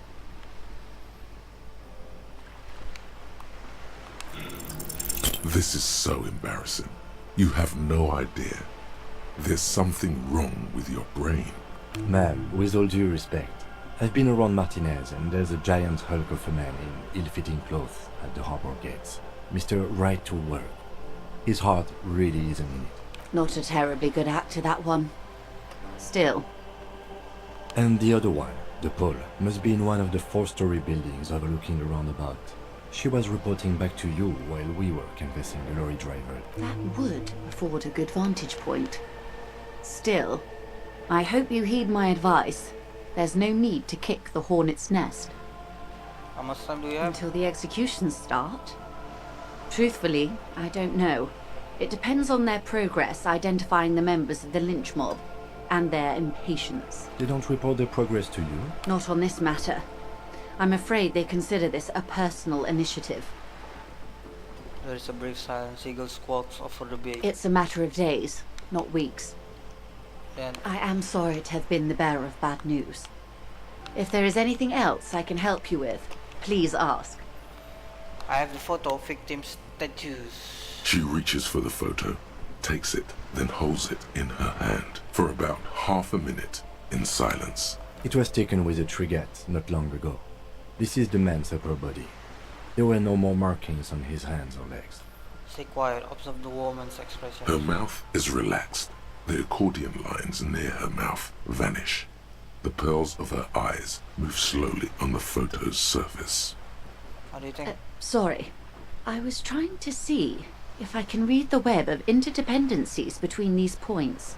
The stars. She points to one on the photo paper. I can't. But that's how you read this story. The points themselves don't have letters, numbers, anything. Their size, location on the body, and distance from each other tells you what they represent. Like stars in the sky? Close. Port cities. This is an Oranese map of the waterways, a sailor's tattoo worn by wayfarers of the Dolorian century. Over 300 years ago, the sailors would mark their bodies to map their travels. What is the use of this map? The sailor's soul would use it to fly back home if they should die abroad. This is a sort of contraption to be reeled back in by. The silver cord, they would call it. What travels did the dead men make? Quite a few. Vredefort, the Oranese capital, traditionally stands on the right shoulder. He started somewhere near here, I think. What next? Then he made his way to the Pretto Grande, through what I think must be the Stutz Canal, an artificial channel through the Occident. From the Pretto, he sailed to the Insulindic Ocean, first the Semnes Islands, then this. She points to his heart. What is that? Revachol. Those are the two constants. Vredefort on the shoulder, and Revachol in the heart. They started the tradition of these maps right after the discovery of Insulinde, at the dawn of the Interinsulary age. You said you can't read it. I can't. This man was no sailor, and these are no ports. I can understand geographic fragments, but not their meaning. Oh, good. Tell me more. His platoon members? The other contractors. Though I do not suggest you go and show them that picture. This man was their friend and comrade. Challenge accepted. Yeah! I say we do it. I need the information. Mark it down. Ask more about the text. Do what you have to do, Detective. I don't think deciphering that tattoo should come before public security. But if you should wade into the mob to find out, I couldn't stop you. We will be careful, ma'am. That's all for the tattoos. Thank you for your help. Is there anything else I can help you with? By the way, I've talked to EVRART Claire. You have? And how did you like Mr. Clare? Finally, time to choose sides.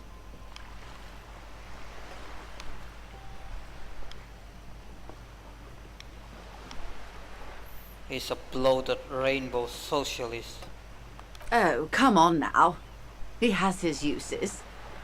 How else would he have stayed in power all these years? Or wait, actually, She answers her own question. corruption. That's how he's done it. Fantastic, worm-like corruption, reaching into the bowels of the earth. She looks like the ground and The not. position of my unusual colleague does not reflect official policy. I hope you understand. The RCM does not pick sides. Of course. And I don't expect you to share anything he told you with me. I'm not a corrupt worm myself. However, if you felt like discussing something, how could I stop you? Are we not human? Are we not curious to hear another person's take? It's only natural. We would only be gossiping. Tell her she'll like you for it.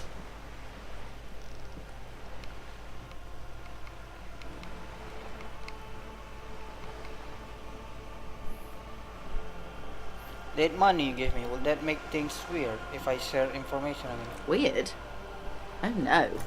One of the positive things to come from the revolution is the unhindered exchange of information, you see, even when it comes to trade secrets, which isn't to suggest our talks constitute corporate espionage. Even if they did, it would be fine. But they don't, since you logged the money as a donation, and this is clearly just gossip between friends. Mr. Effort is helping me find my Oh. gun. That's so helpful of him. The lieutenant looks at you, and you can swear his jaw muscle is trembling. I'm sorry, Kim. When I'm I sorry, said Kim. be wacky, I didn't mean wildly, grossly irresponsible and damaging to the RCM. Unconventional police officers sometimes lose their guns. They then go around and tell people about this to gauge their reactions. I'm sorry, Kim. I'm sorry, Kim. I did think through. Incredible. Simply incredible. And how is it going? Has this detecting produced a gun? Mr. Effort says it's almost ready to be Did funded. he now? Well, then it should be any day now. Unless, of course, he's lying to you. Anyway, was there anything else you've heard? I helped him turn up the heat on the board. Did you now? What sort of borscht is he making? The cook makes it to keep the striker drunk, helps them strike. The strike brew. That's a classic. And by turn up the heat, I presume you mean put more alcohol in it? Yes. Why, if I may ask? Why make them more drunk? Aren't they corked enough already? Yes, detective. What were you hoping to accomplish with this strange thing? An act born of sympathy for the working man. I set fire to the fumes of struggle. Very curious. A very curious thing to do. Yes! Yes! Oh. Hell yeah! Truly. But that's how he operates. He just does things, man. And then talks about them, even if it's inappropriate. What else? I'd rather talk about something else for now, if you don't mind. Of course, detective. Should something come up later, down the road, don't be afraid to drop by for a chat. Until then, is there anything I can help you with? You seem smart. I need someone to give me a lowdown on this reality we're in. This reality? She pulls her hood closer around her neck. It's related to that medical episode. I have trouble remembering even the basic puzzle. I have trouble remembering even the most basic terms of reality. Ah, yes. The episode. Sounds like an acute case of encephalopathy, now that I think of it. She puts down her thermocop and looks at Don't be phased, madame. He functions perfectly well. He only needs a lowdown on all of reality. We may be here a while then. Ask away, officer. I'll help however I can. All right, you're in. Begin with the first one. You'll appear worldly. Where are we? We're in Martinez, baby. Mm-hmm. And what is Martinez? Martinez is a district of Revachol. A very small district tucked away near the industrial harbour, north of the 881 and Jamrock. You would be excused for not knowing about it. Unimportant, they say. Forgotten, even. Shelled to smithereens during the Revolution. It has its charms, just not this time of year. Tell me more about Martinez. I'm not a good ambassador. I've only been here once before, as a teenager. Not a lot has changed. There are ruins, a terminal, fishing boats, reeds, boys with boxy shoulders. This place used to be a province, a workers' resort before the city swallowed it and the artillery did its work. The reeds are the real star of the show here now. The further down the coast, the wilder it gets. You mentioned the sea. What sea is this? It's not really a sea, it's the Bay of Revachol. And the bay feeds into the ocean. Are we near the ocean? Yes. We're on an island in an ocean, the world's largest body of water, the Insulindic. Vast, lukewarm and unknowable, flowing in and out of sight. What's the name of this island? Caillou, as you already know. Imagine a pebble. A smoothed over pebble amidst a great blue sea, misshapen, cracked. The cracks are the river Esperance. We're in the delta of this river on the 6th branch, the Martinez distributary. It is clear this pebble is of enormous value to her. Okay, well that's Martinez. What's Revachol? Revachol? Revachol is what you call a city. What kind of city is Revachol? The great kind. The great? As if it's self-explanatory, beyond patriotism, a fact. What makes Revachol great? History detective. They built this city to resolve history. Our part in it, at least. Our centuries. Okay, who built the city? The nations of the Occident, or migrant workers from Semenine and Ile Marat, depending on your creed. And when was Revachol built? In the DeLorean century. 380 years ago. And why will it resolve history? They say it's where the terrible questions of our time will be answered. The tensions are highest, the fault lines deepest. By that I mean conflicts. Ideological conflicts. The stuff of men.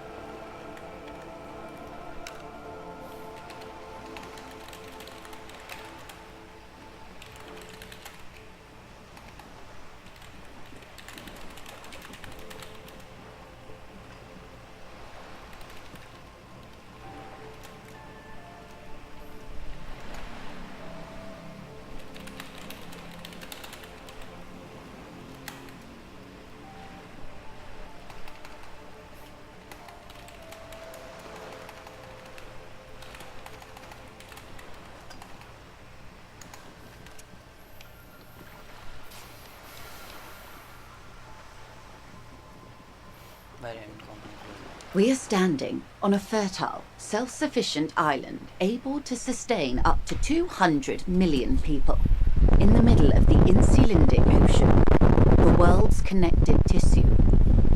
It's where the money is. So we're pretty much in the center of the world? Oh, we're quite a way off. About 22 kilometers from the center of the world. That soldering iron is the Bank of the World building. The bottom floors are Insiacom. Coalition government, Insulindian Mission Command. So Silence. She lowers her hand. The water, the light. It's as though you're seeing it for the first time. There is no recognition, only the immensity of the sea and the cold radiating from it. We are where we are. I have no truer answer to give, unfortunately. She watches you closely as you can. This is one thought you need to complete. Where are you? Was there something else you wanted to know? I remember something about a lowdown. This has been informative. Thank you, ma'am. I'm sure my memory-impaired partner has many more questions to ask, about even more fundamental aspects of reality. Might I suggest not asking them all right now? Madame Messier will be here later too, and tomorrow. Isn't that true, ma'am? Absolutely. My commitment here is long-term. But won't I be lazy if I don't do it all now? Oh, of course not. You are already diligent for getting this far, and diligent boys remember where they left off. Indeed. I'm always at your service.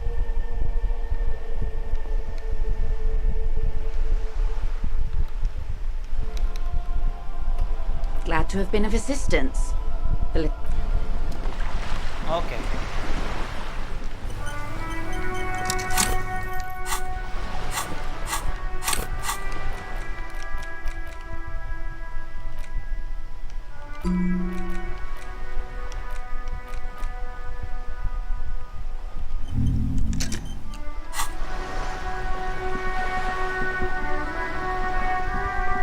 I think we'll just leave it there for now.